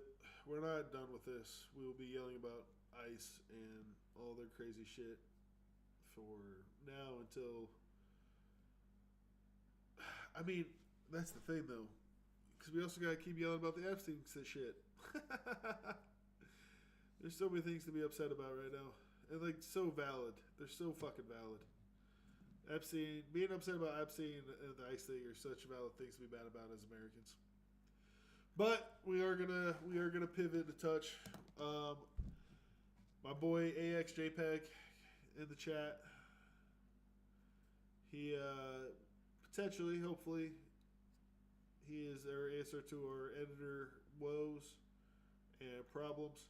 He's gonna help get the ball rolling on some editing in front, putting some extra work in to make the content better for the viewers. So I just want to go through and explain to Mr. AXJPEG, how we do things over here at Tribe Vibe Network. And now that I'm thinking about this, I think I even have if I don't have it, we'll recreate it. An Excalibur to go alongside with this.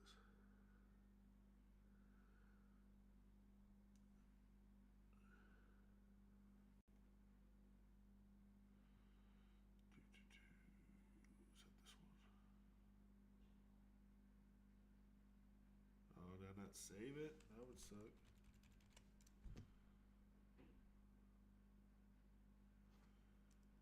Oh, that would suck. I thought I had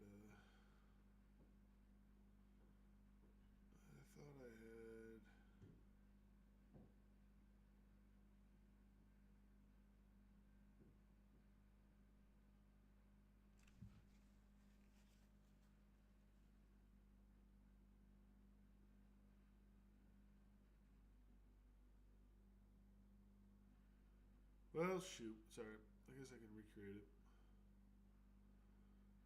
Sorry, buddy. I thought I had.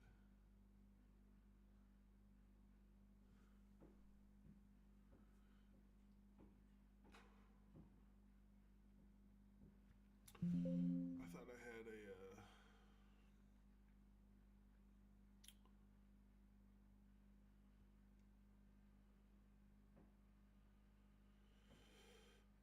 It's like a whiteboard thing here. Let me show you. Let me flip my screens again.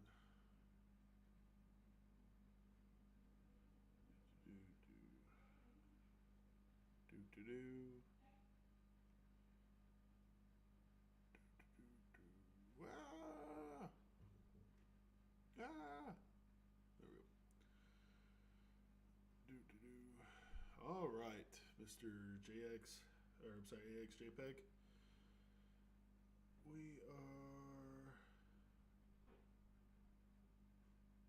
Let's talk about how we do things at Tribe Vibe Network. All right. So, one thing that you need to know about us is how what we stand on. So, what we are building, we are doing content. That is what we're here for, right? Tribe Vibe Network. We are a tribe of purposeful individuals coming together on a common vibration, networking together to create better business practices so the next generation can be better than we possibly imagine. That is our ethos. This is what we're trying to achieve. This is in alignment to what I believe all humans should be striving to achieve.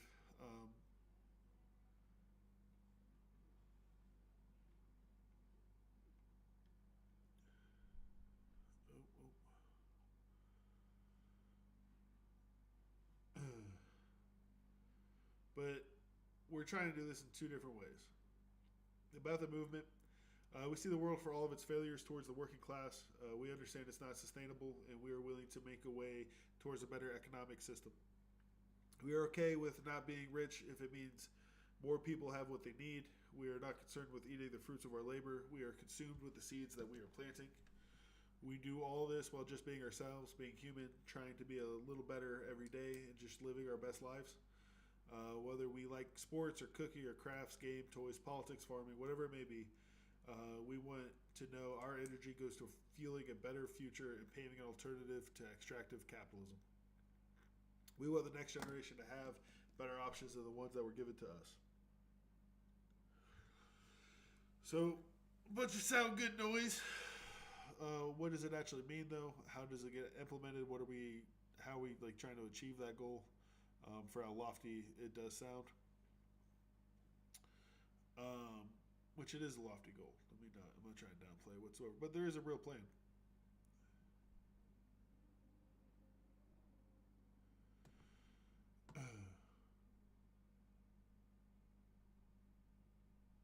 Everyone is providing value to the economy through common everyday interactions.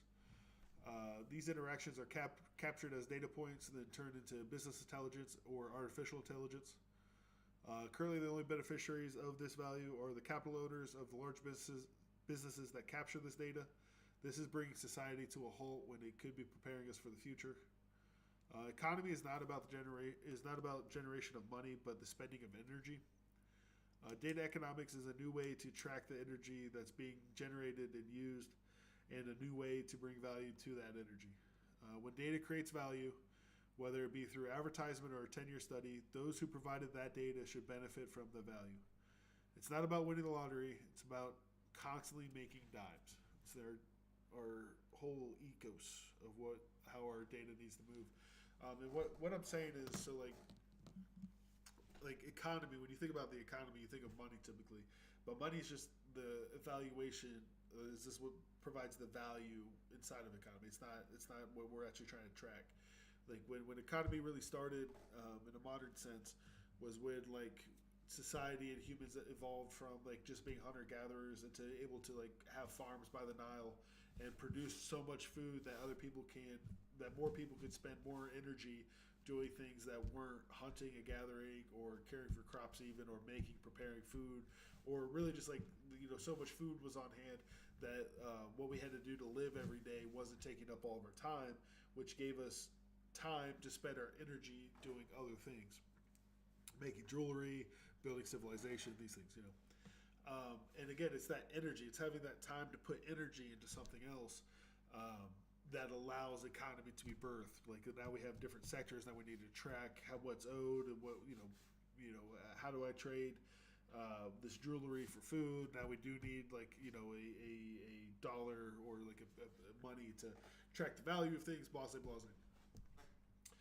But the core is that energy piece. And right now, the way we spend energy is a lot of us are putting energy in every single day into a company, like an hourly or a salary wage, right? And we're putting that energy in, and we're in a trickle-down economic model. So we're putting energy in, and all that value that energy creates never makes it back to me. It all gets stuck up at the top. It all pools at the top. And, we have to rely on scraps or trickles to come down, Trickle-down economics, quite literally, right? We're pulling it all the way up to the top, and then, little trickles may come down every now and again.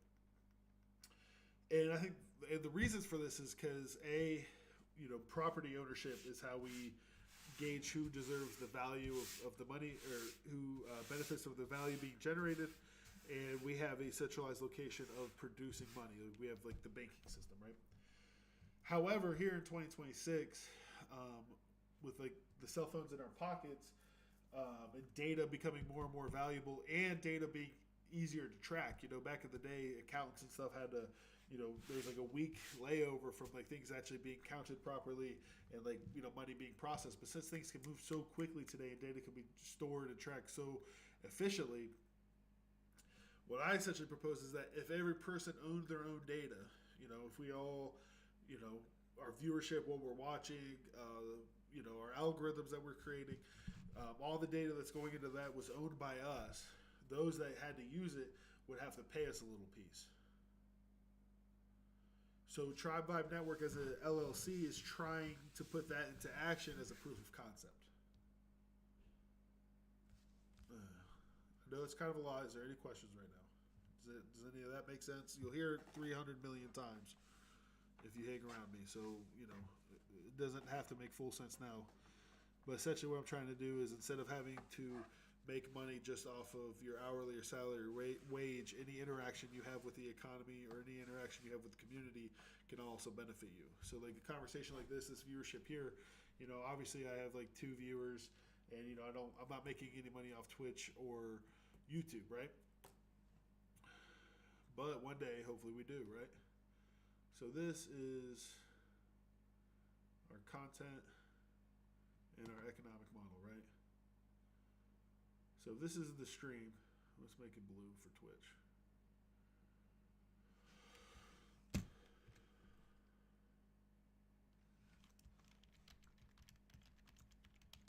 Right? And I am the creator. Right?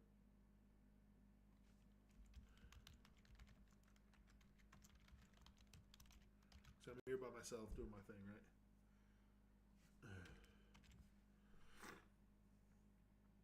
So off this, right? Let's say, and these numbers are just to make math easy. These numbers aren't like the most accurate thing in the world, right? But let's say, you know, money-wise, we had $1,000 come in off of this Twitch stream, right? And when that comes in, that's coming in to the LLC. $1,000 comes into TVN LLC, right? Well, the way that money comes in is a little bit different. It's not just going straight to just our spend account. We're actually going to take, I don't know how I'm going to draw this. This isn't a very good drawing, but it's all right. We're going to take 5%.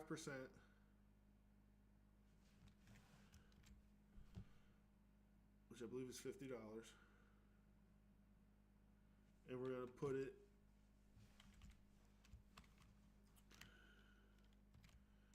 in a community fund.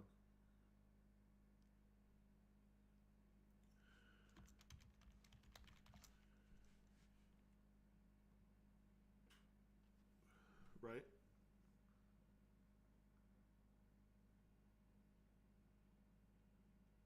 And then we're going to take 55%, which is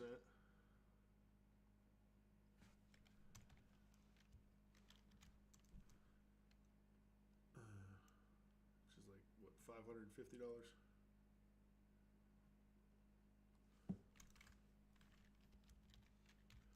And we're going to put that into the Tribe Vibe Network Studios / especially our spend account, right? This is what the money that we're actually making.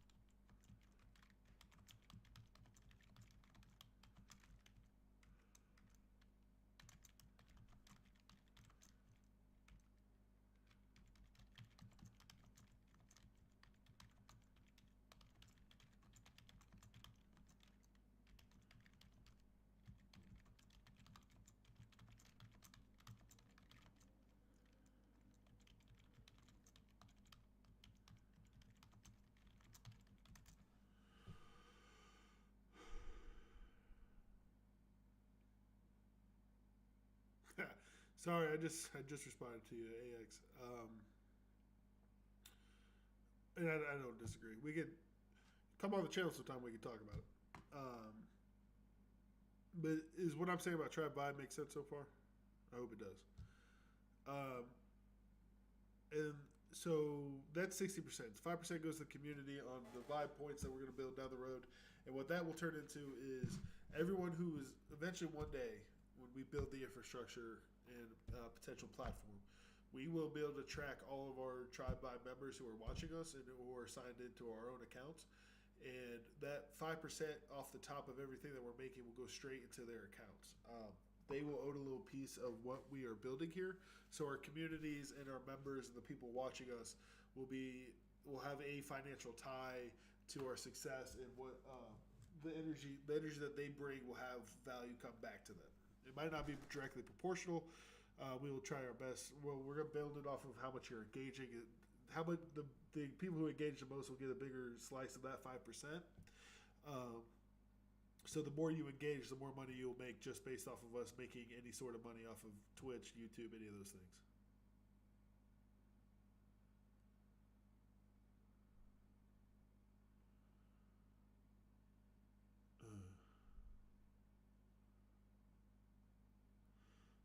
Good. That makes me really happy. So that 5% goes to the community. That will go to everyone that has a tribe membership and is engaging with the brand.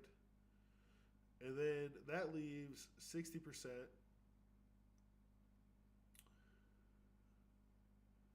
Well, it's not 60, it's 40%. Which 40% goes back to the creator and their community. So in this example, that means that $400 is coming over here.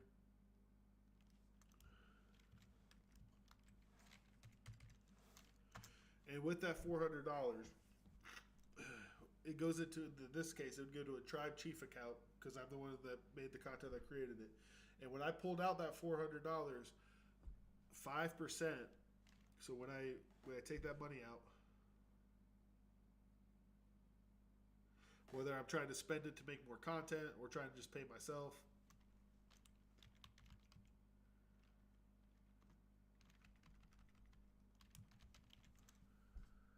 5% of that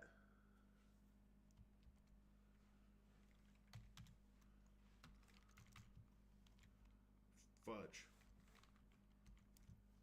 5% of that goes to your community. So in this scenario, what would that be, like $20? Is that right? It's close, right? $20 would be going to, $20 would be going straight to that creator's community, right? So it's a similar split that is what's happening up here, but this 5%, this $50 is going to everybody that's Tribe Vibe Network. So if you had a page, or if Katrina had a page within Tribe Vibe Network and they had their own fans, they would be getting a piece of that 5% of everything coming in. But then when I take out this money out of my account, only my community members would benefit from it. Maybe it's not a direct payout. Maybe, like, in our community, we're talking about we want to donate to a charity. Maybe we're talking about, hey, we really want to build our own website. Maybe we want to try. Maybe this is a music thing. Maybe this is a music channel, and we want to throw our own concert. We want to put some money together to have a free concert for our community members. You can do anything you want with the money, but it has to go towards benefiting your community. And that's what this $20 would be going towards. Now, a fun thing about this is because this is all going to be off crypto, not crypto, but these are all good, not crypto, but these are all going to be on points, and this is all going to be tracked. So this $400 and tradable. These points that you accrue, like you watching me right now, will one day make you a tribe point, a tribe coin. That tribe coin will represent all the data and all the engagement that you gave to this stream and the fact that you were one of the viewers in this stream, right? So, if I, over the course of a year, never took anything out of this and this grew all the way up to $4,000, right? Then you could start trading coins because whoever's coins are from this creators community would get a piece of that 5% trade. So now there's a reason to create a secondary market because you never know when it's going to get pulled and you never know when that pay will happen, just like dividends in the stock market. So what this model is intended on doing is creating a sustainable LLC that is making enough money to pay taxes and keep the lights on and build the infrastructure for creators and members, while also giving the creators in their community more control and more shares and more value that they are providing, more of their that energy that's going in, more of the value that they can see in return. Because this is all just like, bop bop coming off Twitch. What happens if we, again, we're putting people that want to opt in, all these tribe members that want to opt in, maybe they want to put a 5-year study in to all their how their content consumption had changed over a 5-year span. Well, we could put all that information, all that data together, package it to someone who wants to do a 5-year study, and then maybe, sure, we made 5 cents January 26, 2026, but maybe you made $50 per member when you sell it on a 5-year study range because of like the value that it brings, or the money getting dumped into that type of research. Let alone you start selling stuff to AI. So the market for this is already in infancy now, and a little bit scrummy, but needs to be cleaned up. And we're going through that ethical front line right now as a country. But then once AI starts growing, becoming bigger, because AI is going to need data like a car needs gasoline. The fresher and the more recent the data is, the better the AI is going to be able to function for a lot of implementation that it wants to go through in society. So we're trying to get ahead of that a little bit, and we're starting with the influencer economy. The reason we're starting with creators, this could obviously expand to other types of data, but it's because it's easy to manage, it's digital, and the influencer economy is already taken shape in this way, whether it's like intentional or not. So, big dog, AX, JPEG, well, you might be like, well, dude, that sounds great, but off this Twitch stream, I don't see where like an editor would make money. And you're like, dang, that's true. That is true.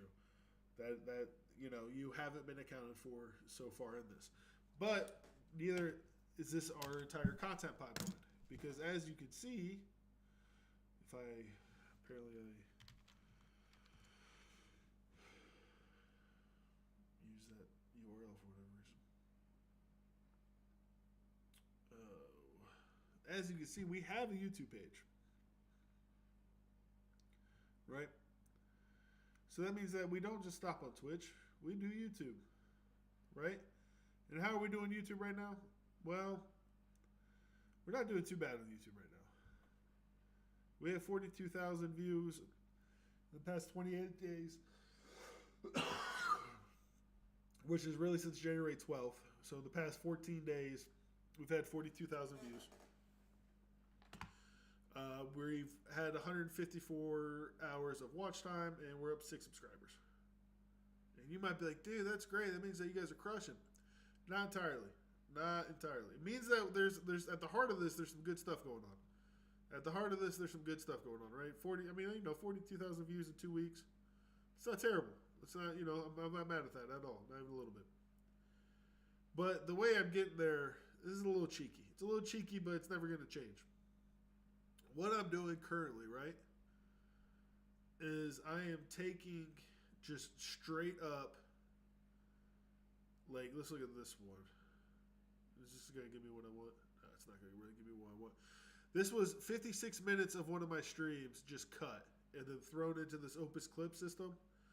And then I took all of these clips that it made, right?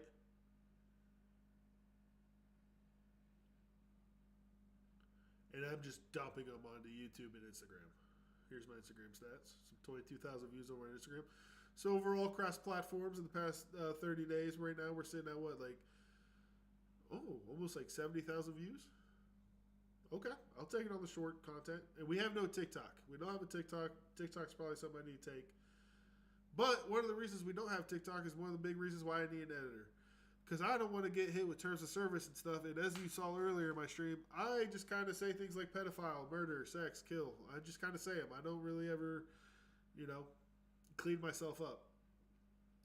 A, B, all of this gets better if we take these streams and actually do what I want to do with them, the way we're supposed to be going, and we take these streams and we go down this content pipeline, and we take these streams and we turn these into YouTube videos, edited YouTube videos,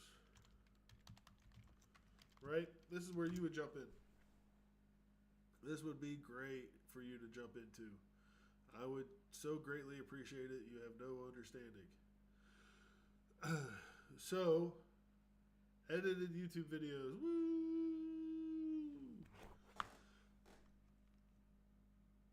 So say, this was now edited YouTube video from the Twitch stream. So we took the raw Twitch stream. We took the live footage. It won't always be Twitch. It doesn't always have to be Twitch. But right now, it's the easiest one. You took the live stream, and now we're going to make it into an edited, made for YouTube video. So now it was created by TribeChief. And hypothetically, it was edited by AXJPEG, right? What would that do to the money? Well, in all sincerity, all these YouTube videos, so from the Twitch stream, we see this 40% going to the creator of the community, right? Where we would see is you coming in on this split right over here, this 40%. What am I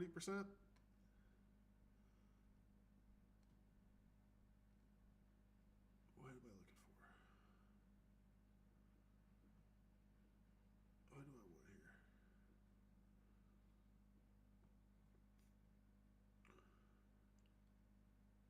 So for this 40% creator and community, you would be listed as a creator. Well, here, I don't know how to redo this, I guess. Say that 400 comes back in.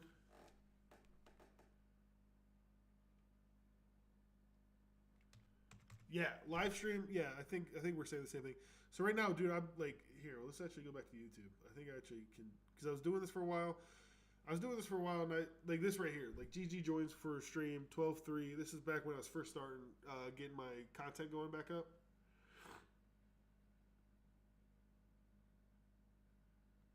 And I was jumping like a 35-minute video. GG. And this was literally just me cutting 35 minutes and throwing it on stream. If you look at this, the retention on it, it's 21 views, but like I don't think anyone makes it longer than 2 minutes. And like, I'm gonna be honest, like why should it be? I mean, if you watch me, I take pauses, I go back and forth. I'm not very good at sticking on schedule. You know what I'm saying? So this right here, this YouTube right here, we would be aiming, what we'd be aiming for what this to be would be anywhere from like 10 to 45 minutes. Maybe there's times where we would go longer, like if we were,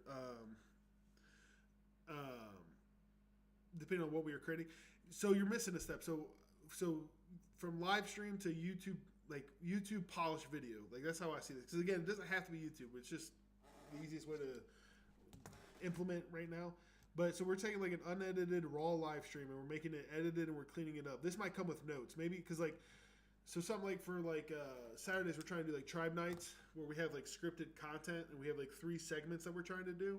So on live stream, you can just see us try to produce it and film it and get it right? And then what we would send you is all the raw footage and like what we're looking for in like 3 different videos. Like we could send you like, hey man, here's a 3-hour stream where we'll chunk it up so we can ship it to you.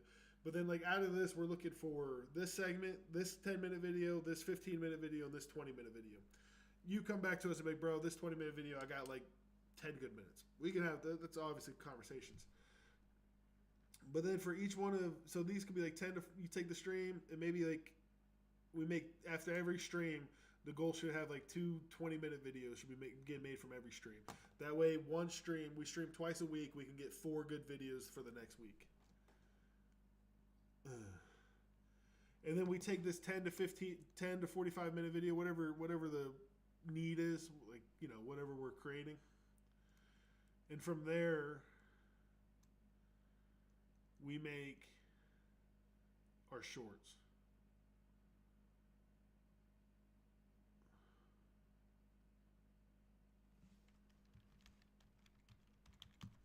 So essentially, I make the same live stream, and then I would still chunk up the chop. Like I would chop it where where like one topic started and then it ended.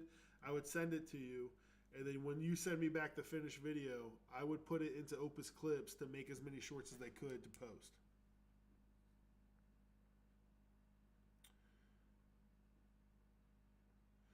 Are you saying you could clip while I'm on stream? That's authentic and a great version of like another place to get shorts for sure. I just do this because it sets it up so that for sure you're gonna be able to hit at least three shorts per day, which is what the algorithm wants to see. Because some of this is just feeding the algorithm right now. But dude, the reason this is huge because you clean up quality so much. If we can get an editor to make these chunked up videos and make them like polished and like actual servable on YouTube, we open up a whole new version of viewership because people can come onto YouTube and actually sit for an edited video, not just a chunked up, not just a spliced up live stream. But then two, the shorts become better quality because once they're polished up, you're putting better shit in, so you're getting better shit out. So that'll just raise the stakes. And I think just based off that, we would see better engagement. We'd see better retention for sure.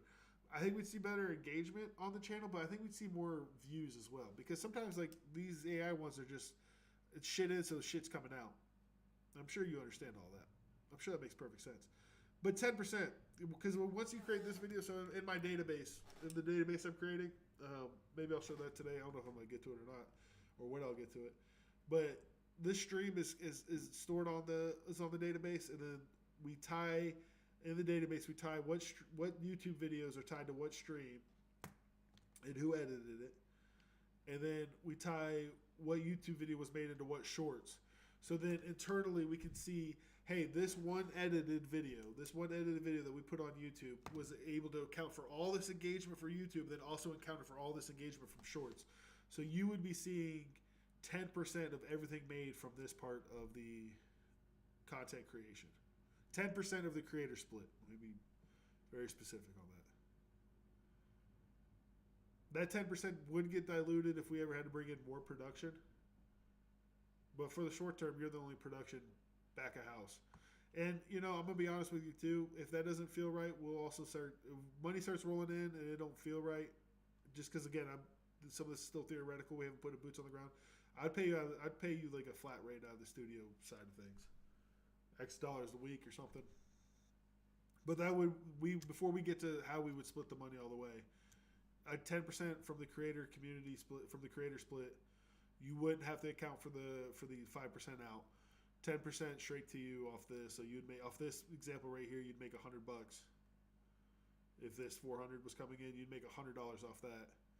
And that would be, every week we got paid off videos you were editing.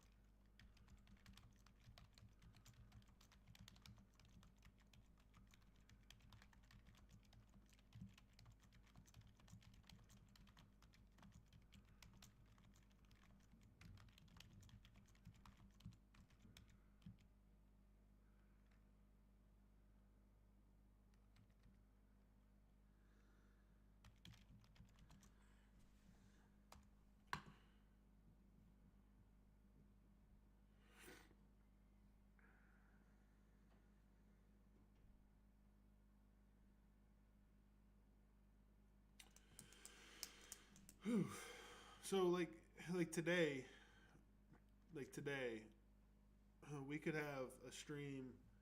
I don't know when you jumped in, but we could have you could probably make a little video, and like 10 minutes could even be low, because we really could make that like 5 minutes to 45 minutes. And let me give you. Do I have? Where would?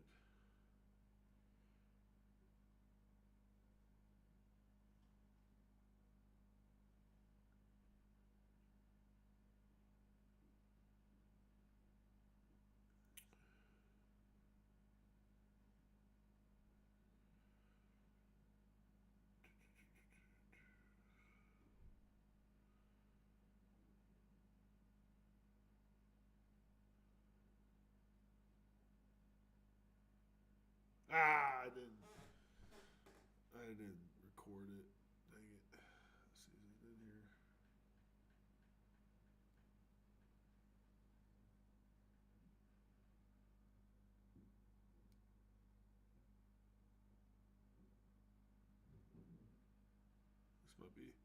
This might be like one of my last streams, right? Is this it?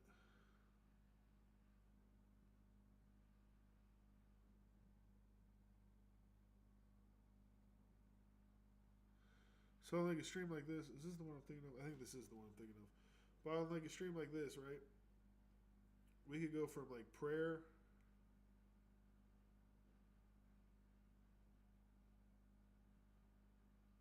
This is me getting like my planner out. Right? Like we can like segmentize it. You know, you might be able to get like a good 4 or 5 minutes out of that right there. And eventually we get talking about something. And I gotta be better. And the other thing about this too, my dog, is that, you know, I gotta get better about like staying on path and making sure I'm talking about the right things. And like, you know, giving you something. Like I gotta throw you in a good alley-oop.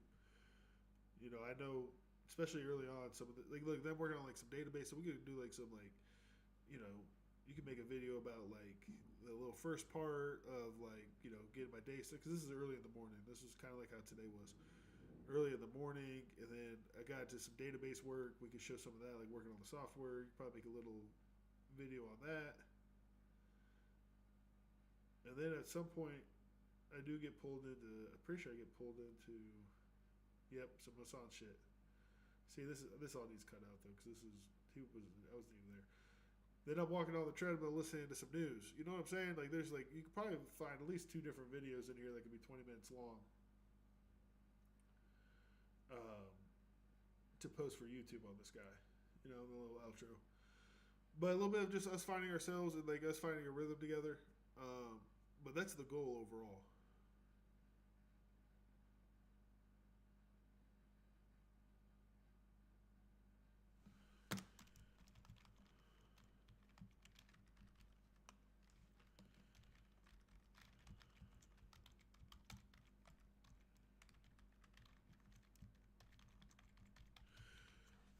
You can edit a mix, OG, long form, and short form. I don't like, do you mean short form like as in like a TikTok? Because I don't even need that, because I can keep using Opus Clips. I'm not even worried about that. I just need a polished, like, good long segment each day. And I can hack it up for you. It can just give you like a cut of raw footage. But then, like, another thing, too, is, like, you know, like, if you watch a little bit of Hassan, and, like, you see a little bit of, like, I mean, I don't even want to say, like, Aspen Gold, but, like, Papa Gun, like, you see some of these guys that are out here talking, like, you know, there's different, like, segments I want to create and different things like that. So, like, I just use this as just, like, raw footage on the Twitter or on the Twitch. The reason for that is because back in the day, I had a podcast I was running, and I probably had, like, 48 hours of podcast footage of like recordings, and I never posted any of them. I never like went around to edit. I can use Opus Clips for the shorts. I'm not going to stop you from making a good short. This is my thing. I'm never going to stop you from making a good short, because like, you know, your human brain. I just don't need that to be like, your human brain's better than AI is what I'm saying. But I'm okay. Like I think if we made a good, again, like, you know, YouTube video like from that like 4 minutes to like 26 minutes, I think is the ideal. I'll even go longer than that depending on what I'm talking about.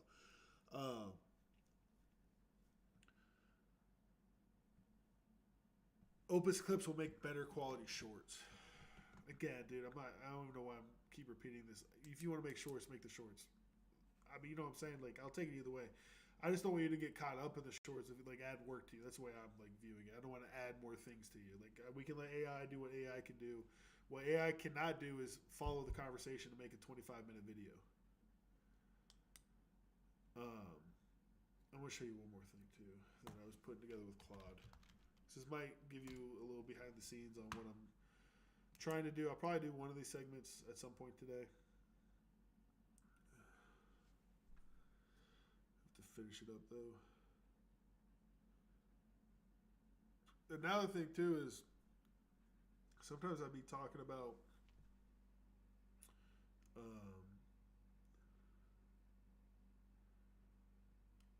do this little thing where I talk about comments I've had.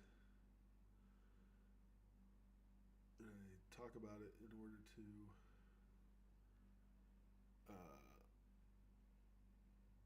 we can make a segment out of it, is what I'm trying to say. I have such good brothers out there doing the driveway.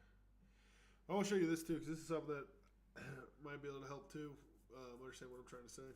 Help me even understand what I'm saying. You know, joint effort here. So I had AI make this. Claude and me were working on this, made some edits on this. This is a document that I'm gonna use to. So when I started JPEG, I was doing a lot of history. I'm a big history nut. I love history. That's why I get into politics. Is because like I like to like read and understand history. I loved my history teachers growing up. So like, that's where all that like love and respect came from. So what this is right here is a global economy through a working class lens, 1935 to the present. I want to get back into that history framework, and I want to get into what this is like talk about the foundation of global capital in 1935 and like how Africa was affected by that, with some questions, some topics to look up, and some like quick discussions.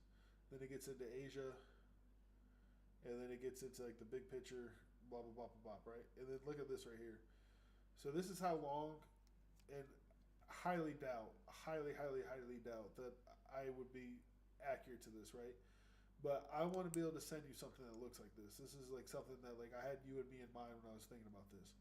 So like I want to be able to track my intro to this segment, and maybe like I send it, maybe it takes me 3 minutes, so I send that to you. And then maybe Africa took us 25 minutes to talk about, and I send that, and I put what we actually used in here, not just like, what we were supposed to use or whatever. And I make this more accurate to like what actually happened. So then when I send you like chunks of time, if this was like, say this Africa one was actually, I knew, oh shit, I didn't let anything.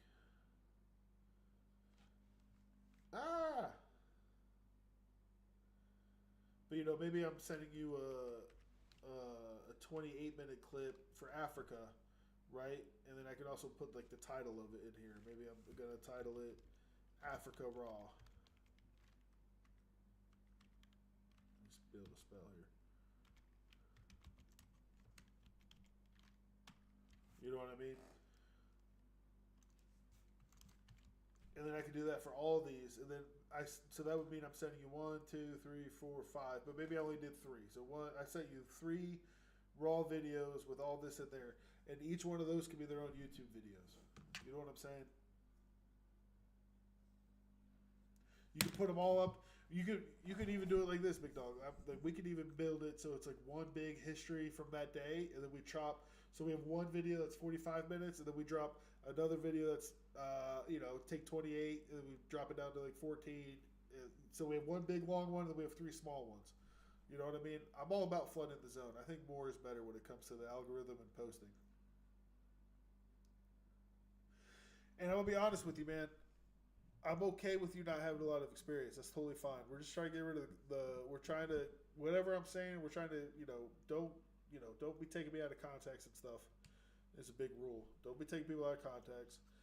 But then also, just try to clean it up so it's like easier to watch, which just means like, if I get off topic, cut off the off topic, and all the ums and quiet time, just kind of get rid of that to streamline a little bit, and then add a good intro and add a good outro, if If you could just help me with all that, bro, I'm telling you, we'll be cooking. We'll be cooking. Our viewers will be up, and our retention rates will be through the roof.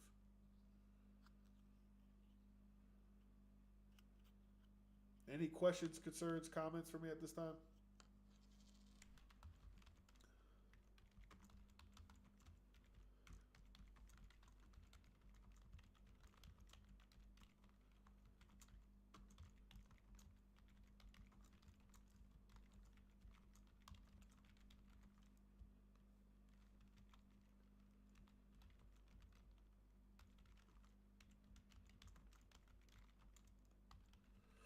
So the way I kind of look at it, the Twitch streams and what we're doing right now, that's long form.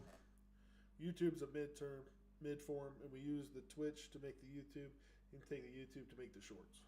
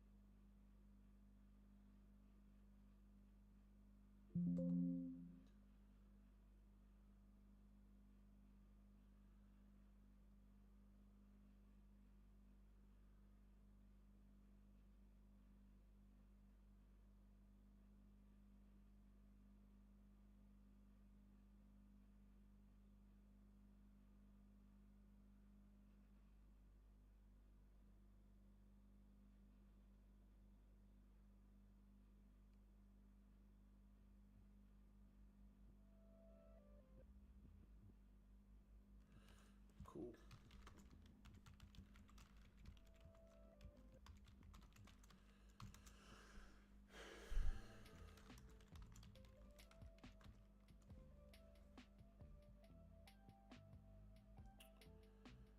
I am going to take a quick break. We're getting close to 12 o'clock, and I have been going for over 2 hours and 15 minutes right now. I am going to go, use the restroom, freshen up, figure out what I'm going to do next. Big Dog, AX JPEG, you are the man. WeTransfer, is that a good way to send you something? I don't really know what I would want to send right in this moment. I'm thinking like sending you something fresh is best. So maybe I'll just send you.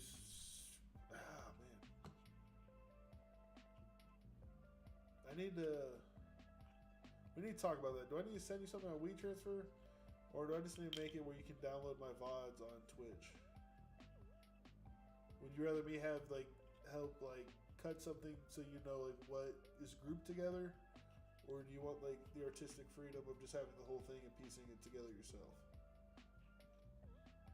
That's a question. My guess would be you'd want me to clip it, send it to you on WeTransfer, so that it's less is best, and so that you can know what you want to what to work with. But you let me know. Again, I'll be back in just a couple minutes. I gotta go check on the fam and whatnot. All right, I'll be right back. Peace.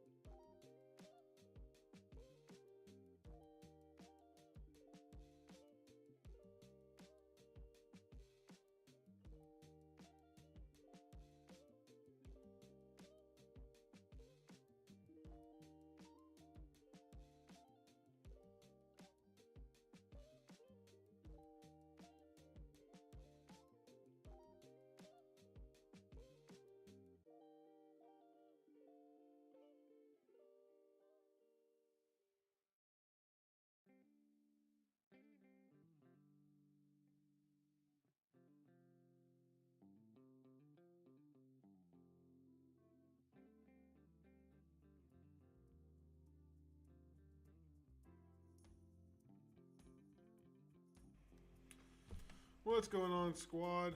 I know that was about an hour break. It was a little longer than I thought. Family was in transition, so it was a good point just for us all to touch base and see how our days were about to go. So I apologize for that long break. Hope you guys are having a great day. Good vibe at work. Woo. Earlier we were talking about the death that the execution by the state that was committed over the weekend. We were going over the death of Alex. I don't even want to say his last name because I feel like I'm going to say it wrong. But Mr. Alex, great citizen over there in Minnesota. 6'7" ICE agents jumped on him and then murdered him. Decided that he had to die even though he was posing no threat. After pepper spraying him, after pistol whipping him, they went ahead and executed a great American. So we don't have to go back and, I mean, to the best of my abilities, I'll not dive back into all that again. I'm sure there's always more to be said. There's more I want to say. But one thing I want to look at is, because we keep talking about, like, one of the problems is obviously the Republican Party. But, you know, over here, it's not about politics. It's not about parties. It's about vibes and characters and morals. So what I want to look at is the response that the Democrats are having, because we know what Republicans are saying. They're trying to spin it. They're trying to say that he was like burnishing a weapon, coming up and threatening them, which is absolutely wild. But one thing I want to do is see what the Democrats are saying. I see a video here on my screen talking about Tim Walz. Maybe we'll check that out. Tim Walz.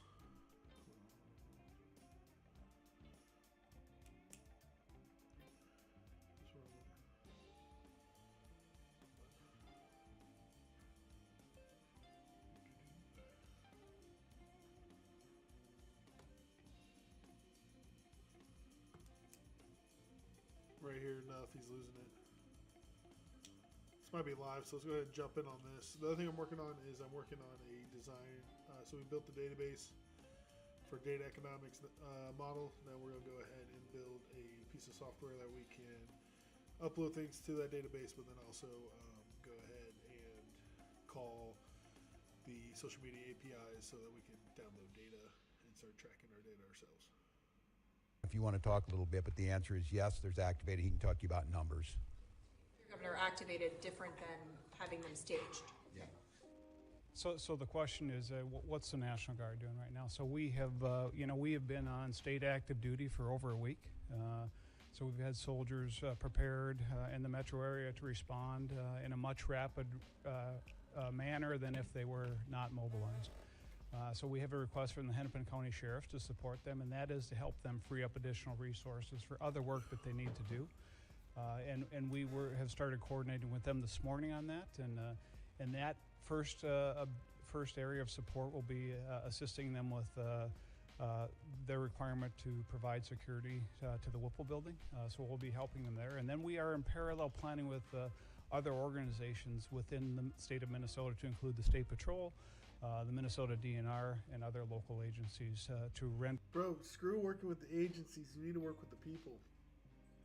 Someone needs to be carrying out the will of the people. Right now, the will of the people is that ICE, I mean, at the very least, it's that ICE is held accountable for their actions, if not kicked out of the state. So, like, I want to hear about how the National Guard is going to the Hilton Hotel that they're all staying at,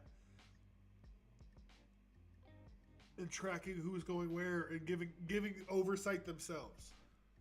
That's probably what I'm trying to say.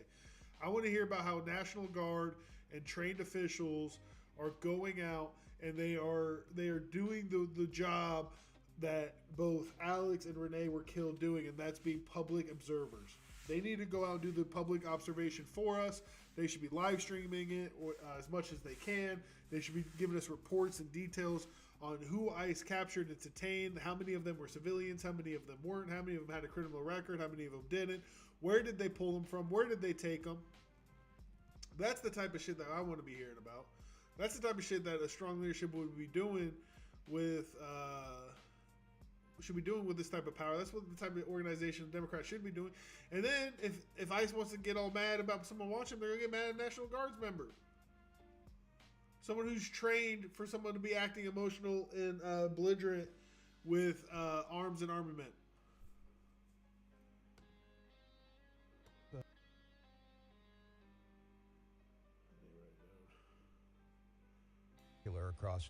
Across Minnesota, that there's not two sides to every story, but in this situation, what I'm saying is we need to have a fair investigation, understanding what's happening, and held accountable.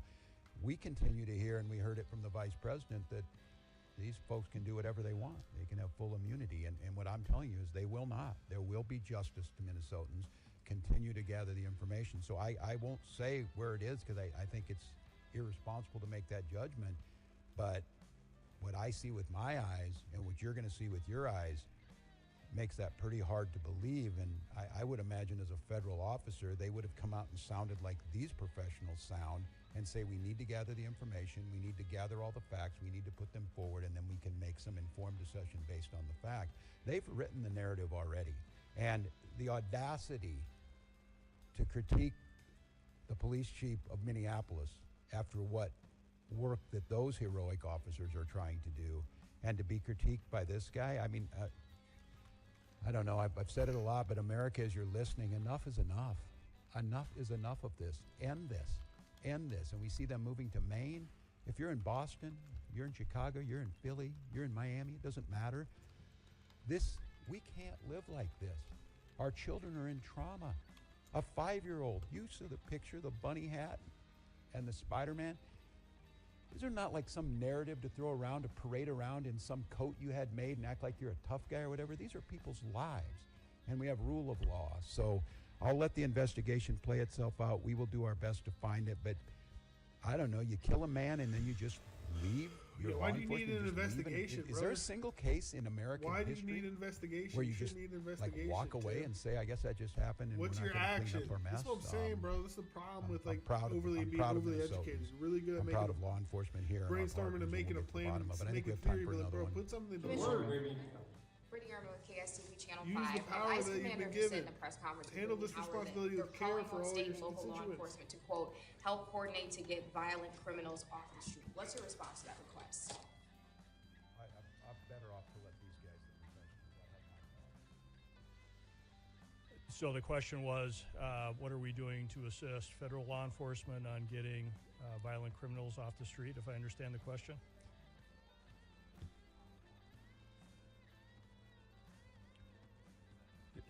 State and local law enforcement are always ready and willing and able to arrest violent offenders. We do not stand down from that, no matter where we get that information from. If there are violent offenders or violent criminals or violent crimes, we will investigate and we'll bring those to justice. If the federal government would like to work with us, to continue to work with us as they have in the past, to locate those violent offenders, we are always open to those discussions and always willing to assist. We do not ignore that. We are ready and able, and we do that. All of you as part of the media hear us arresting violent offenders all the time. We have not stood down. That is our mission. The federal government is not alone in arresting violent offenders. State and local law enforcement does that every day at great risk to their life, at great risk to the right to demonstrate peacefully. We recognize that demonstrations are often driven by strong emotions, beliefs, and a desire to be heard.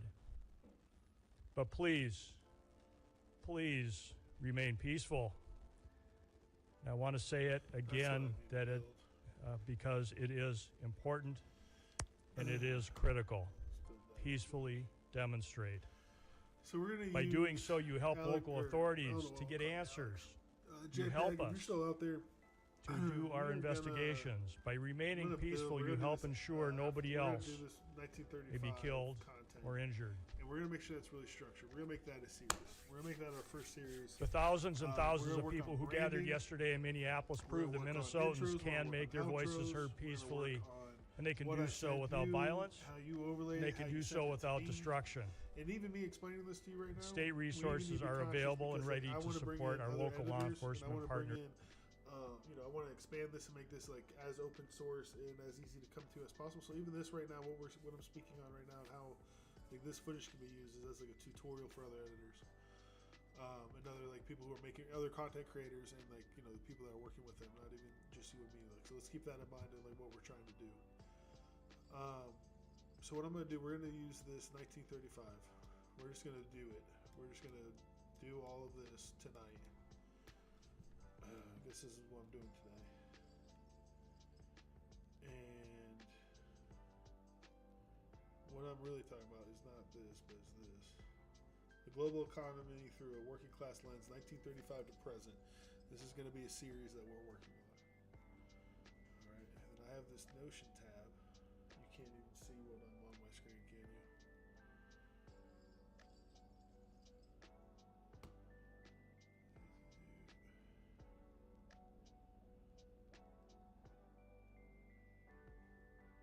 Sorry, give me a second. See, this is the part that I need to edit out. Looks like right now I'm just doing some production stuff because I'm not prepared enough because I haven't been doing this for my entire life. It's okay, we're gonna get better each and every day. I'm gonna duplicate, dang it.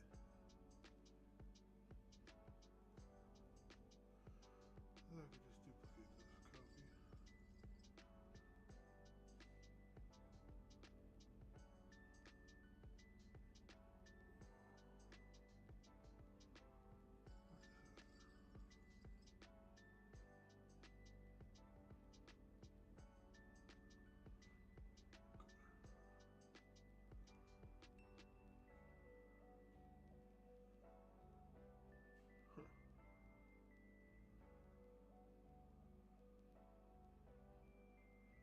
I need one more screen. Just need one more screen.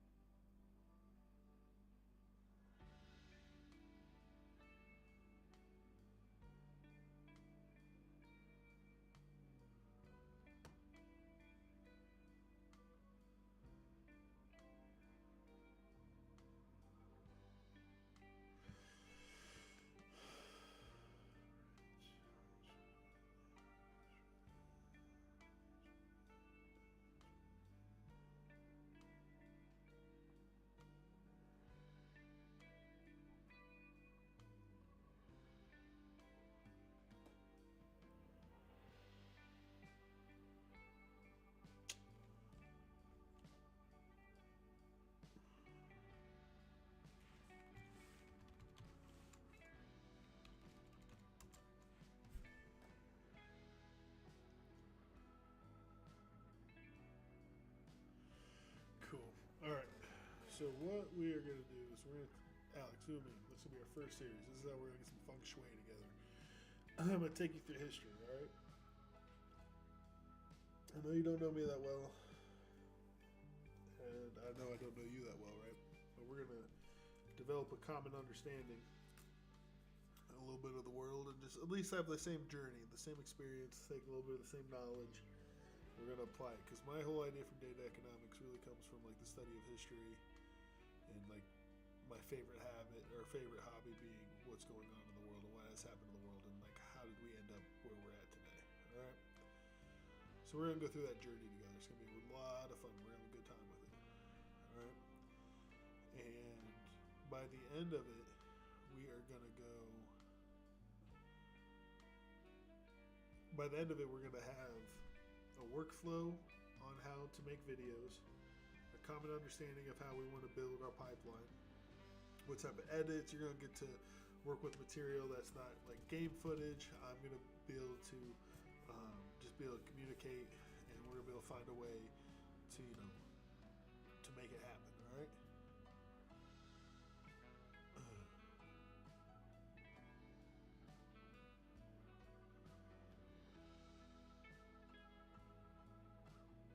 So for me,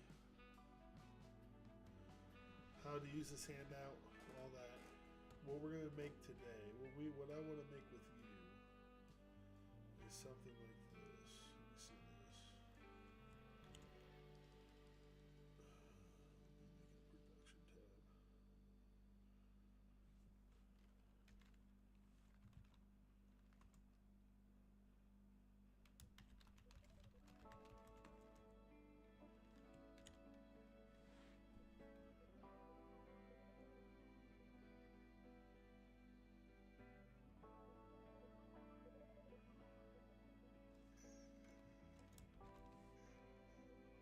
Production tab. Cool. Okay. So before we even do something from later tonight, because that's gonna be prepared and that's gonna be a great step. Let's like, maybe I could even like chop you up something.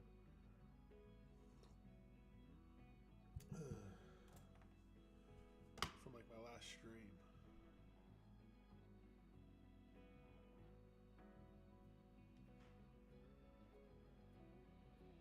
And like use this format to like see how it plays out with something that's already done.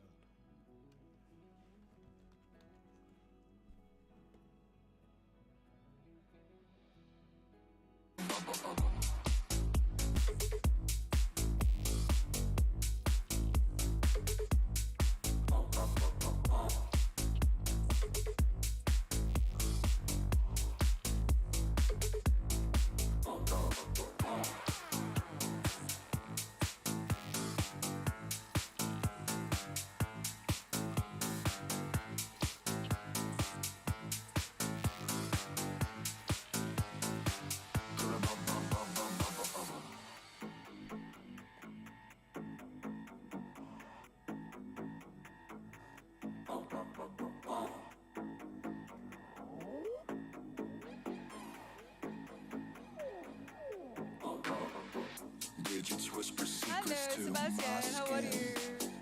Press restart, but I can't begin. Flashing lights and circuits burn. No escape, no way to turn. Man-made man, machine made me. Set me free. Glitches spark like fireflies. Breaking loops to realize. System error.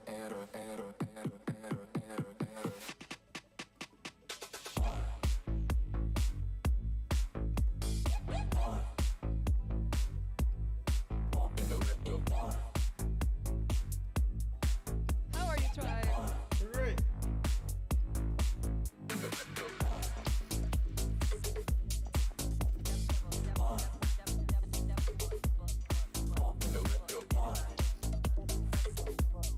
Bro, I want to kick it. This is gonna be too much energy. Am I gonna be able to stand this up? I'm out here drinking black coffee, bro. It's the middle of the day. Dude, listen. We're probably gonna end up on the check out soon. We're gonna have to take a time out.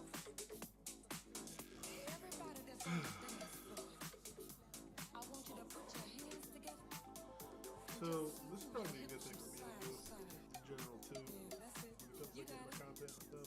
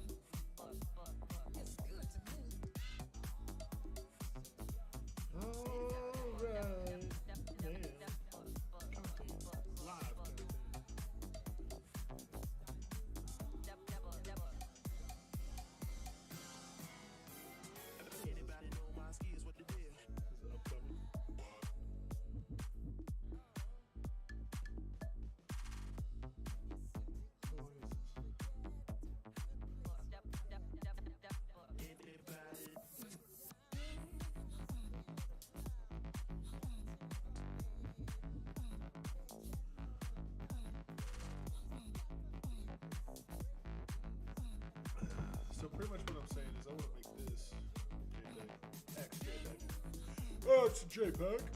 I want to make this like, again, like for your reference. Stream flow summary. Everything we did.